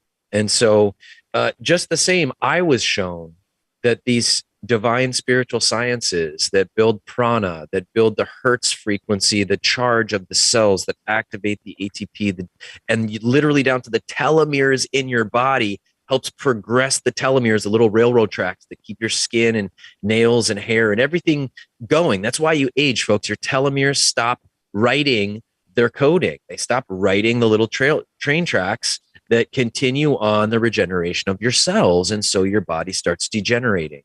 And I was shown the same thing just from these spiritual practices, that they were literally given to humanity to get us in the highest and most empowered place to face a lot of stuff that could really, really, well, if you look historically through the entire planet, there is a record of a massive incineration of the surface of our planet, guys. Several times older. They're referred to as solar extinction level events. And we are within this window for that to take place again. And that's fine. Again, listen, we only exist because humans survived all this shit before. That's why we're here. We are literally the lineage of those that made it through these processes in the past, which means it can be done. But how much more efficiently would it be done if we had more knowledge and wisdom, more prerequisite knowledge about greater things that are going on in this world? And instead, it's been kept from us, and those that know and have had awareness have been building underground facilities to try to survive these processes. That, it's not, that's actually a really bad idea too, because when the earth liquefies because of the level of geotectonic displacement, being underground is about the worst place you want to be. It's like being in a giant earth ocean that's just going to collapse on you. So I see a lot of karmic justice, and then let's just say the underground facilities are not really an option at this point anymore. And they never were historically. If you look through the ancient times, they talked about go up in the mountains, tuck in the mountains. Don't go underground. Don't be on the coastlines. Be at a high elevation, Here's another interesting thing too is, and it was mostly gut instinct, but if we look at it from the perspective of what if all of a sudden there was an issue with all the pharmaceutical drugs that are out there, in the sense that all of a sudden you can't get them. Let's say there's an issue with distribution or whatever. Something happens, right? Where you can't get a hold of your pharmaceutical drugs. Yeah. You know how many people are on pharmaceutical drugs. Oh yeah. Right. Oh yeah. So how many people would die if all of a sudden we had issues getting a hold of these things? Where again, back to hydrogen. My father, he could totally survive with any pharmaceuticals now, whereas before he couldn't. Right. So now he can. Yeah. Yeah. And if he gets off of hydrogen, by the way, it's another interesting example just to give education. When he gets off of hydrogen, it's not like all his negative symptoms come back right away. It takes, because he did it one time, it takes about 4 to 4.5 months. And I remember one time he's like, my arthritis is starting to come back a little bit. I'm starting to feel it. And so eventually the issue will come back if you don't use hydrogen. But usually, who doesn't drink water every day? Who doesn't? Right. It's not the hardest thing in the world to do. So he always continues to do it. He just didn't do it for a while there. Lots of vacations, and he didn't want to take his hydrogen machine and stuff like that. Right. And that makes sense. That's honestly being more considerate of respecting your device and like preserving it. Travel, that's a tough thing. I'll take it with me. Oh yeah, no, I get that. But I just mean, even for myself with when I would travel, on tours, and I would want to bring quantum tech, but every time I'd be like, ugh, now this tech has to make the transit in a plane and all. And so it was so tough to want to bring some of these things, but also to know every time I travel with this, and so I was very careful about it. And obviously I just devoted a lot of tools that I was like, nope, I'm going to travel with these. And if it, I'll get another one, and I'm not going to be afraid in that regard. It's all backed by the universe, because these are only going to enhance people's processes. But imagine also you just get into a routine with it, whether you read a book or you're going to watch a show, you can just put this on and turn it on. So I'm sure there is an integration of kind of getting into a routine with it, which, hopefully you get excited about if you're going to invest in something like this. Now, we're coming up to about last 30 minutes of the show, and I just want to put out to anybody, if you guys want to ask us any questions, if you have any inquiries, you want to know more about different aspects. For instance, this is kind of a cool chart we have up that shows pure hydrogen and how it affects different aspects of the body, regulating mitochondria, immunoregulation, anti-oxidative stress, anti-inflammation, and then endoplasmic reticulum stress. So you're seeing multiple levels of stress, if you will, on the body that the hydrogen is just dynamically covering, really, huh? Yeah, it even protects one thing that I think is really important right now, and I won't say the name of the thing that goes in our arm, but there are things like, some people are even calling it a snake bite these days, but there is science showing right now how that thing affects our DNA. And hydrogen, here's another one of my theories, but part of it is backed by science, which is it's showing that it protects DNA, and hydrogen is showing that it protects RNA. And I've known people who get that thing in the arm gets sore, they get sick. But I've also seen people who are very concerned about it, who were forced to get it. And they did my hydrogen protocol because there is science showing how hydrogen builds up in certain organs of the human body. Oh yeah, we were talking about this. Yeah, that's right. What are some of those organs? Kidneys, kidneys. Yep, the liver is a big one. Liver, because really these are blood filters. Yeah, these are like filtered. So this would be technically. This seems like someone that is looking at dialysis, for instance. This could be like not only an amazing thing, to help you, rehabilitate from the dialysis machine, so to speak, and having to use them, but potentially over time, depending on how.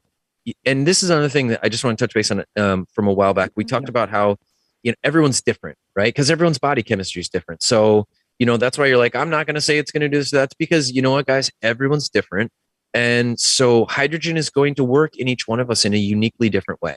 That's all. It's a very adaptogenic thing, and we're adaptogenic in different ways to different things. So, yeah.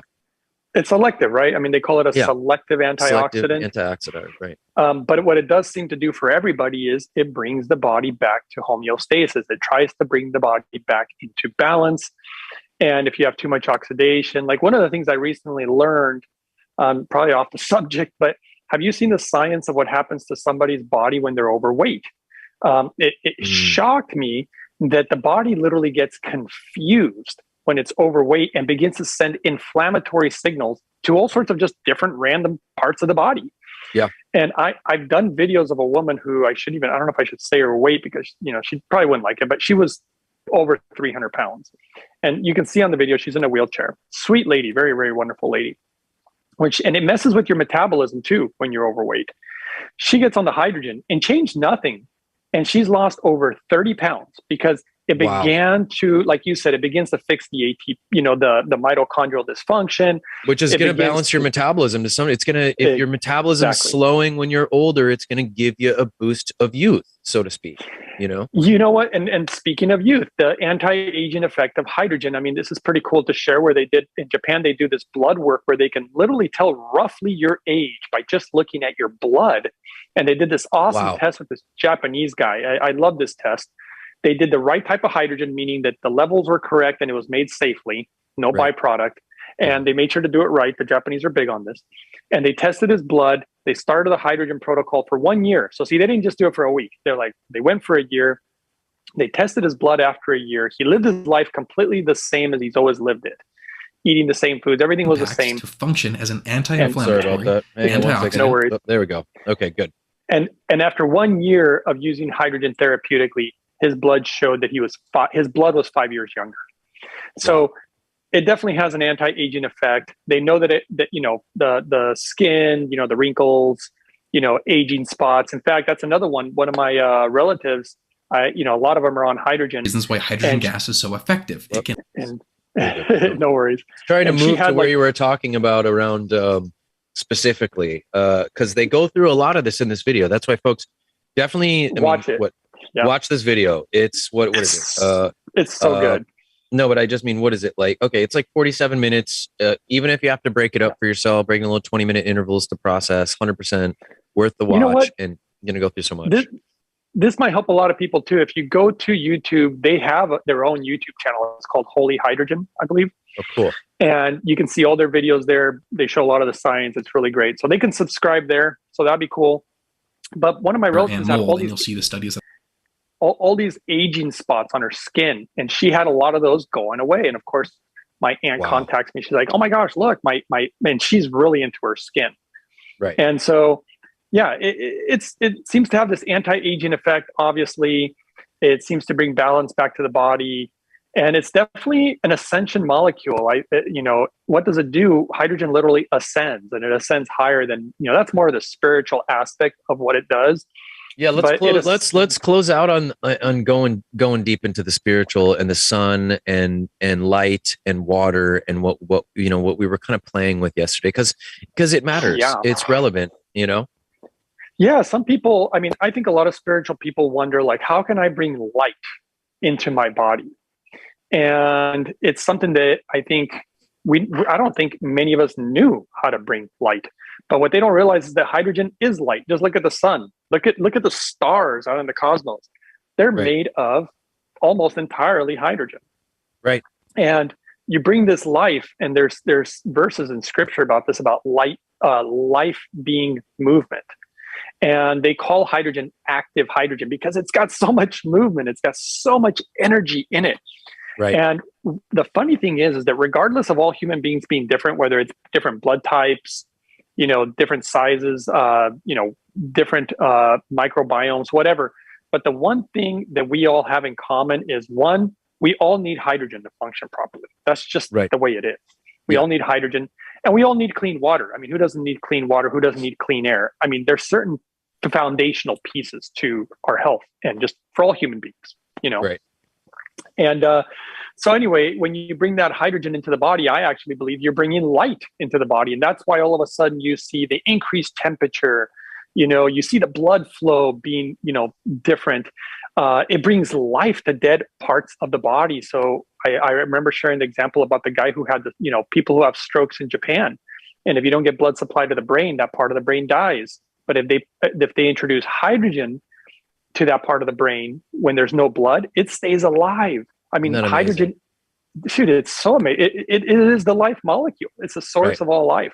And interesting that even in Western medicine, remember, we're just in this, like you said, that's why they have it in the emergency ambulances and stuff. They use hydrogen. They know, like you said, they use it in medical practices, especially in surgeries, or if somebody has something that, like you said, it's like brain dead or some aspect of the brain being cut off, if they can run oxygen, it will actually preserve and bring life to the tissue.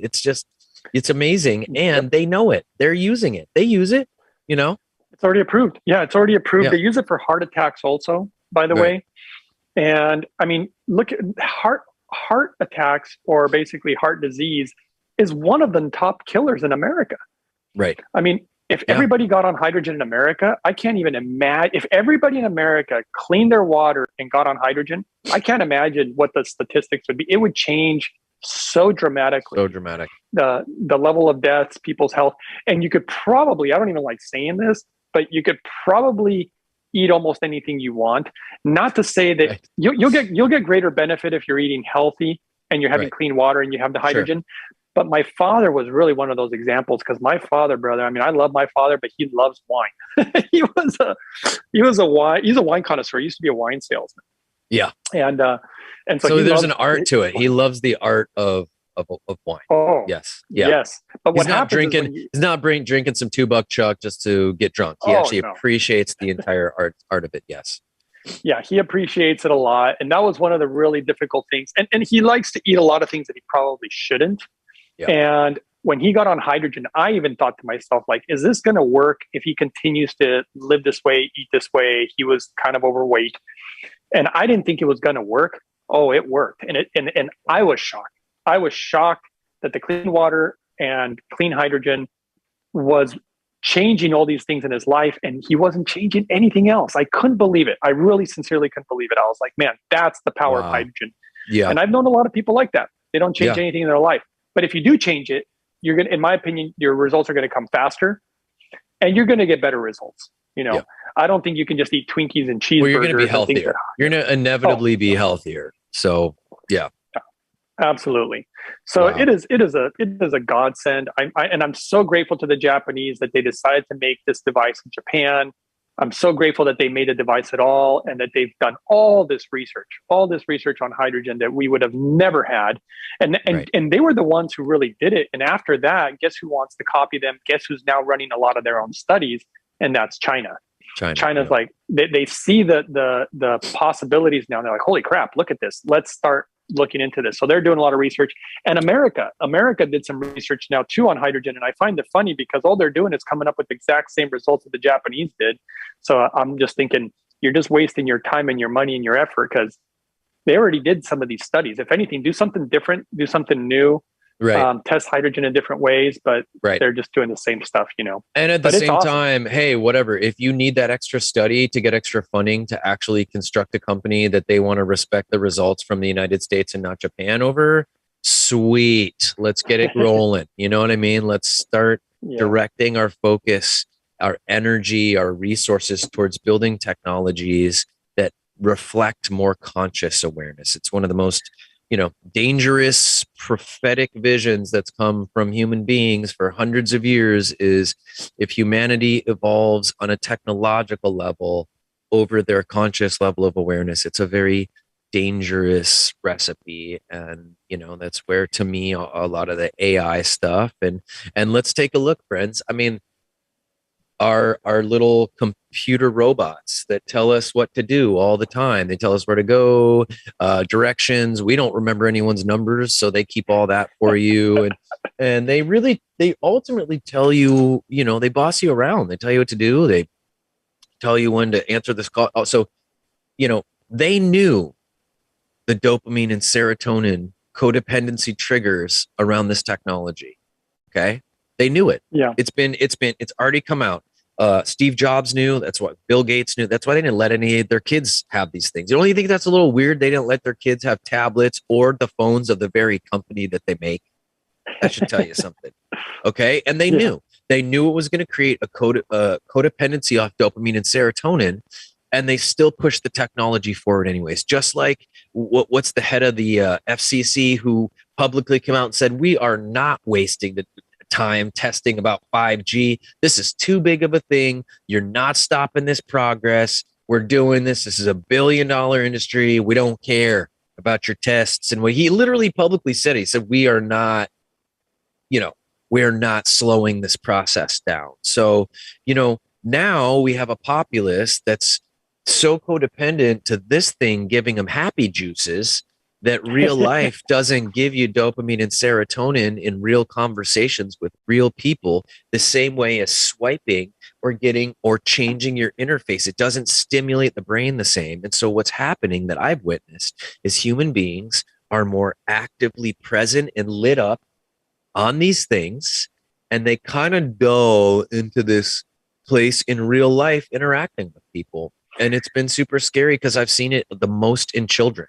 Actually, I've seen it the most in children, and I've seen it in generations upwards of, if you were born past like 1983, ironically 1984, you most likely had your brain developing with this integrated to it, which means I got a different brain than you, because my brain grew to full development before it was introduced to this thing. So although it built patterns around it, my brain and neocortex didn't formulate with this affecting it.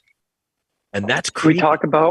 Should we talk about I know I think we touched on it last time, but should we talk about how hydrogen protects from radiation like 5G?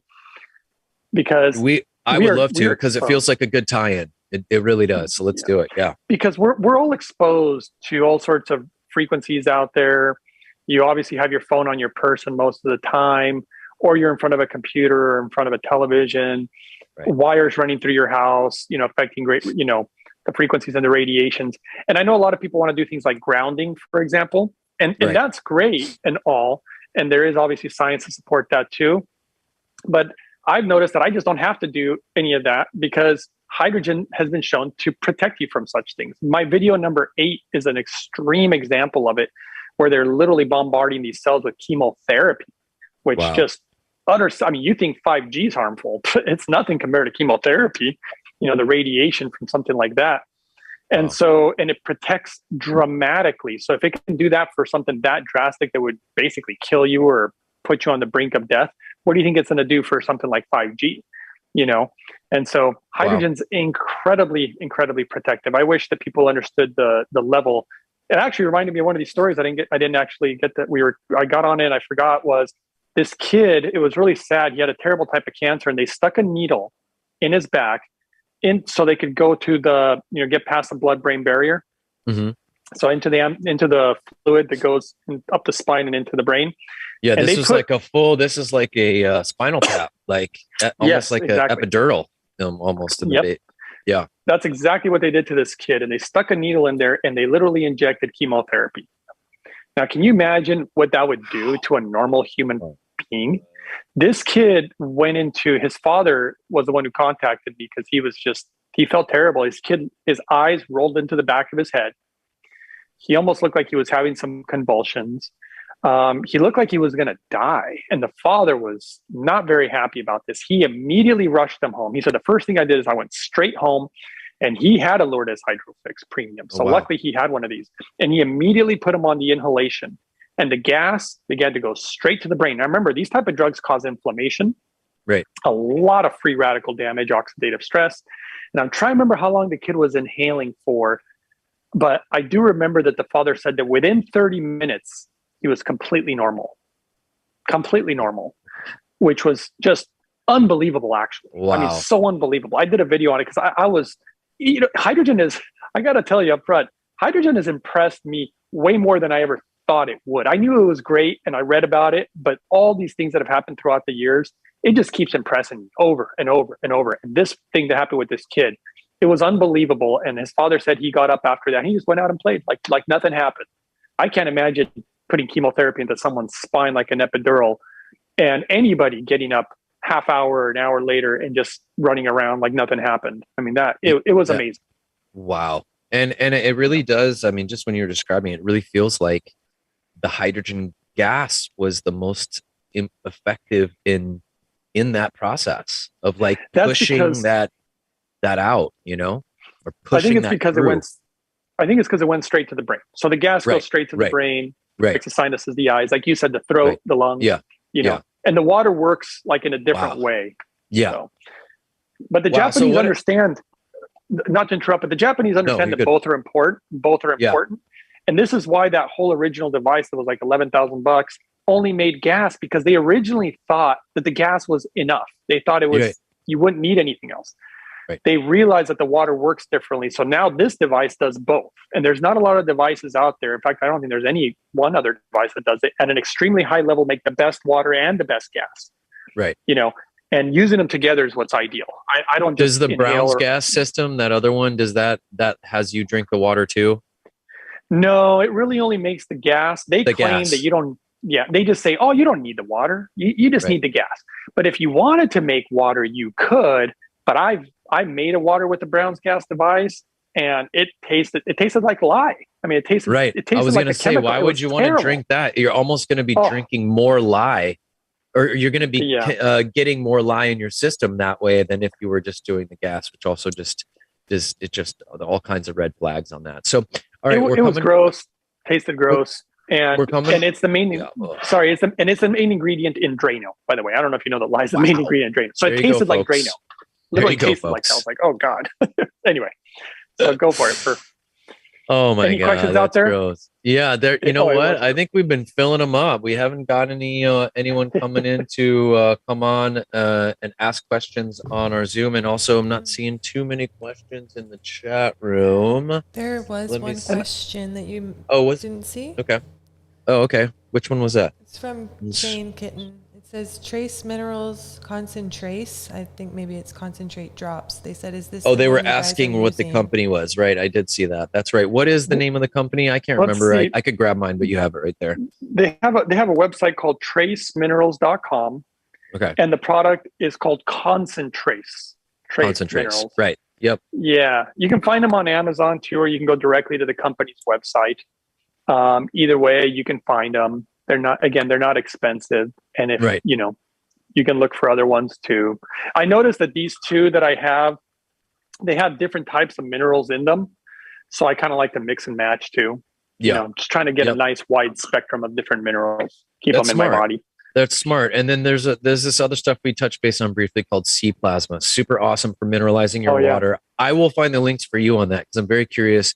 I feel like it just feels like it would fit. Oh, you do? Okay. I was going to say it'd be like a nice trinity with the iodine and then that specific trace minerals and maybe a splash of that sea plasma. And when you mix that stuff with hydrogen, that's the one thing I've noticed about hydrogen. If you take something that's good for you, it just enhances that aspect of whatever it is you're taking. And if you take stuff that's bad for you, like I'll give you one example, and I always like to caution people, this is never medical advice, but I've seen this too many times and I always warn people. If you're on medication for, let's say, high blood pressure, right, and you decide to get on hydrogen and you're taking pills for, blood pressure, right, you absolutely need to monitor your blood pressure incredibly closely, because what I've noticed is the blood pressure is going to come down even more than normal because one, the hydrogen's beginning to resolve the problem within the body. So Nourishing you're taking a pill that lowers it. Yeah, well, you take the pill to lower it, but now hydrogen brings it even lower. So now you're getting too low of blood pressure. Right. And it also enhances the medication that you're taking. So now let's say you're taking whatever it is, the number of milligrams, and hydrogen's enhancing that pill. So you can literally take less of the medicine, which is a good thing because they have side effects. And then eventually you just get off the medicine.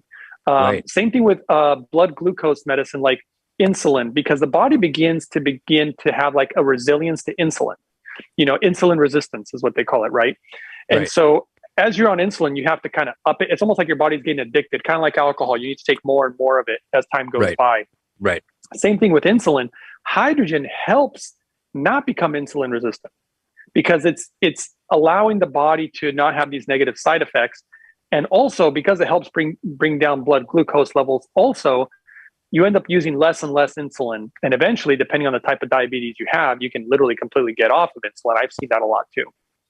So I mean, this is even, I'll say personally, because I'm working specifically with one of the apprentices that's training for the next apprenticeship programs. She is a type 1 diabetic. And just from doing her spring cleaning and neuromuscular work and resetting her nervous system, her entire body and immune system has activated and said, I don't want this insulin codependency. And she's gone down from, I think like 50 units through the day to like 15 units.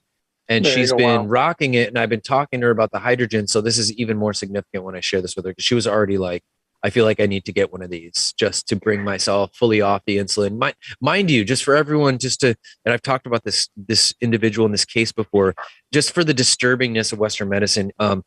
10 years old, this girl was told from a blood test where they said she had high blood sugar levels. They labeled her a type 1 diabetic.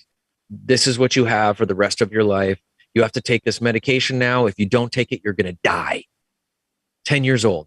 And off of a blood sugar test where the blood sugar levels seemed a little bit high, which naturally happens with children because they spike from time to time or they eat too much sugar one day or whatever. So the point is, it's been an entire journey of psychosis. She's now about to be 23 and she's having to undo the indoctrination mentally. And she's been seeing and challenging her body. She even said, I didn't even have symptoms to be diabetic until after they started giving me this medicine. So who knows how many people have been misdiagnosed and labeled this stuff and how much this hydrogen could help balance and recalibrate their system. So I would also suggest, not to interrupt you, I would suggest writing down video 104 and that girl that you're referencing to watch it, because 104 was a really amazing story about a woman with type 1 diabetes, same exact thing that you're describing. And I show actually a lot of her medical records because she had said I could do it. So I was showing images on the video. Yeah. And she was able to, she was able to clearly see when she would use hydrogen, her blood glucose would be controlled. Wow. And she invented a way to use the hydrogen in a specific rhythm in her life because she found her routine. Sure. Where she was able to go without using any insulin for months and months and months, amazing. Which for a type 1 diabetic is impossible. You ask any doctor, they're like, it's impossible. That's where she's at right now. Like what she's gotten it down to has been so powerfully impressive. That's why I feel like this will just be the final piece to completely fade it out, and break her body of being, manipulated to build a insulin codependency by artificially injecting it because she was told this is what she was supposed to do. And again, another reflection of this Western medical industrial complex and just how deceitful and deceptive and destructive it's been for so many generations, and why moving into a new age, we need alternative healing and wellness. So we're closing out the show. People can become an affiliate. If you want to, you can go to our matrixbodymechanics.com, go to the Holy Hydrogen page, you click on this. It's going to take you here to the website and you can check it out. You can become an affiliate. There's also a discount code. I believe it's Matrix Body Mechanics, right? I think that's my discount. So when you're getting Body Mechanics or Matrix Body, either one. Or Matrix Body, yeah. So you can use those as a discount code. This is the Lourdes. This is the premium edition. This is the one you have. This is the unit, right? Yep, that's the best one. Yep. That's the best one. That's the thing. That's the thing I like about this company too. I did so much homework, and I found out that this company, if you notice, most hydrogen companies, they'll sell like 20, different machines or 20, 30 different products. This company only sells one machine because they're so adamant about the best. You got to trust like, that. We just want the best. Yeah. They're just like, this is it. This is all we need to put out. This represents all of that other stuff that they're trying to compensate for all these other options. And it's true. I mean, that's why you clutter your site with products sometimes. If you have a really good thing, I mean, even if you look at companies like Dyson for the vacuums and stuff, it's like they make set models. This is our awesome thing. We put everything into, you know what I mean? And I feel that from this company. I felt it from the moment I was checking them out. So I'm so excited in general to share this with you all and to share Greg's wisdom and knowledge. Thank you so much, brother, for coming on here. If they want to get a hold of you again, it's YouTube channel 144K Uprising. Uprising 144K or they can email me too if they want, uprising144k@gmail. And I want to say one quick thing. If anybody decides to get a hydrogen generator, definitely watch my video 337. I share my protocol for free. You know, I don't charge for it. And that's years of my work, by the way. Right. So you can learn how to use the hydrogen properly. And then people are welcome to contact me with like testimonials too, or contact the company. But I'm always very interested in testimonials because then I share videos. So that way, when people have questions like, hey, I had the same issue, somebody else got results, great. You know, just to be able to share and continue to learn about what this stuff does for different people. Totally. And practitioners coming up for the programs that are getting a chance to check this out. We're going to have at least one unit at our trainings coming up, hopefully 2, so that everyone doesn't have to just wait a turn, and we can, you know, when in our rooms where everyone's, you know, training and stuff on off hours, people can lay on the infrared technology and dive into the hydrogen, and, you know, we'll be making the water obviously through the whole program. So you guys are going to get to try out the hydrogen technology either way at the programs when we're going through learning these systems. So the beautiful thing about quantum healing and holistic healing is they all work really well together. That's the first red flag for any type of quantum tech or healing system is someone like, oh, don't do this with this. Don't do, you know, if something is really, truly holistic and balanced in its practice, it's only going to work well in that regard. So I should probably mention more with what you're saying when people ask me, is there any contraindications to hydrogen? Like if I'm on a specific medication, if I have a specific medical issue, if you make the hydrogen properly, then there's literally no issue. I know there's issues with like the pills and directly electrolyzing water and these little portable things. But as far as doing it properly, you can literally give it to a baby. You can give it to a pregnant woman. You can give it to somebody who's elderly or sick. And it only enhances whatever it is that they're going through or whatever medications. Just make sure to watch your blood glucose levels, your blood pressure, and your cholesterol levels, because hydrogen, you know, has such a positive effect that you end up needing less medication. So that makes sense. And like you said, it's like you can't overdo it. If it off gases off of you. That's how smart it is. That's how is that it actually like off gases off your body if you get too much, if you get enough of it. It knows when enough is enough, and that in and of itself is shows such an intelligence, doesn't it? So, Greg, always truly a pleasure. I can't wait till we drop in again. Probably just be you and me on the phone. But I'm glad we got to bring everyone into our conversations that we've been having, and it's just. Yeah, truly an honor. And I'm excited at some point for us to physically link up so I can actually do some of this neuromuscular work on you and then have you integrate with the hydrogen on. I can't wait to see what you feel, you know, with more sensitivity and how maybe, because you have a reference point of using the hydrogen, you know, and then when we introduce that neuromuscular work, you're going to have a reference to that side of. So I'm very curious to see what happens with that. And like I said, I'm excited about it. Yeah, it's kind of like with the hydrogen. It's another version of hydrogen, like you said, enhances all these other things. And that's what we see when you activate the electricity in the nervous system is all of the quantum tech. It's like the body is more lit up to receive, right? You know, so I'm excited. You're seeing holistic parallels. I'm going to try to make it out there to Hawaii literally this year. So I know at some point this year. You're coming, bro. You got a spot here. And hopefully I'll have my system set up so you won't have to travel with it. I'll be like, don't worry, Greg, there's one here, bro. You don't have to travel with yours. Keep it at home. All right, folks. So that's our show. Thanks so much, Greg. Thank you all for joining us. Have a blessed Easter Sunday, and we will see you guys on the flip side next Sunday. And then we have our radio show tomorrow on PFP and Matrix Body Mechanics. We're going to catch up from the last week. A lot to cover, so much going on in the world. So enjoy this blessed day of reflection, regeneration, and resurrection. And we'll talk to you guys soon. Aloha and Satnam. Peace.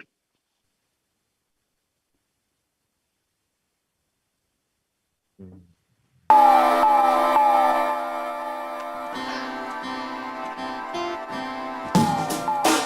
frogs in trouble, that's the name of the tale, yeah. Big frog snooze near the pond as the sun warmed the large hump of his back. What a great day for doing nothing, he thought to himself. Blip, blip, blip, little frog took off for the pond, and Big Frog's eyes were wide open now. Plop, plop, ploppity plop, he followed little frog, and together they crossed the pond to the barnyard, playing leapfrog and hide and seek along the way. They were having so much fun, they forgot that it was milking day. Plop, plop, they jumped straight into a pail of fresh milk. The sides were slippery and the frogs couldn't get out, help, help. At least that's what Big Frog yelled. Hoping somehow to escape, the two frogs swam around in the milk pail. They swam for hours. Big Frog began to swim slower and slower. Finally he groaned, why should I keep on trying?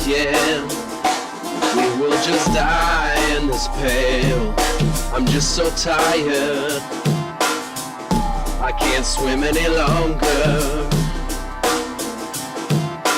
Keep on, cheered the little frog as he splashed around the pail. You must have the courage or you're gonna drown, don't give up. And they went on together for a while. Soon Big Frog stopped swimming. Little friend, it's no use, I can't get out, I'm gonna quit. I'm going to quit trying. So we did. Now little frog was all alone. He said to himself, well, if I give up, I'll be dead, so I'm gonna keep swimming. 2 more hours passed. Little frog's legs could hardly move. I can't swim another stroke, he moaned. Then he thought about what happened to his homie Big Frog.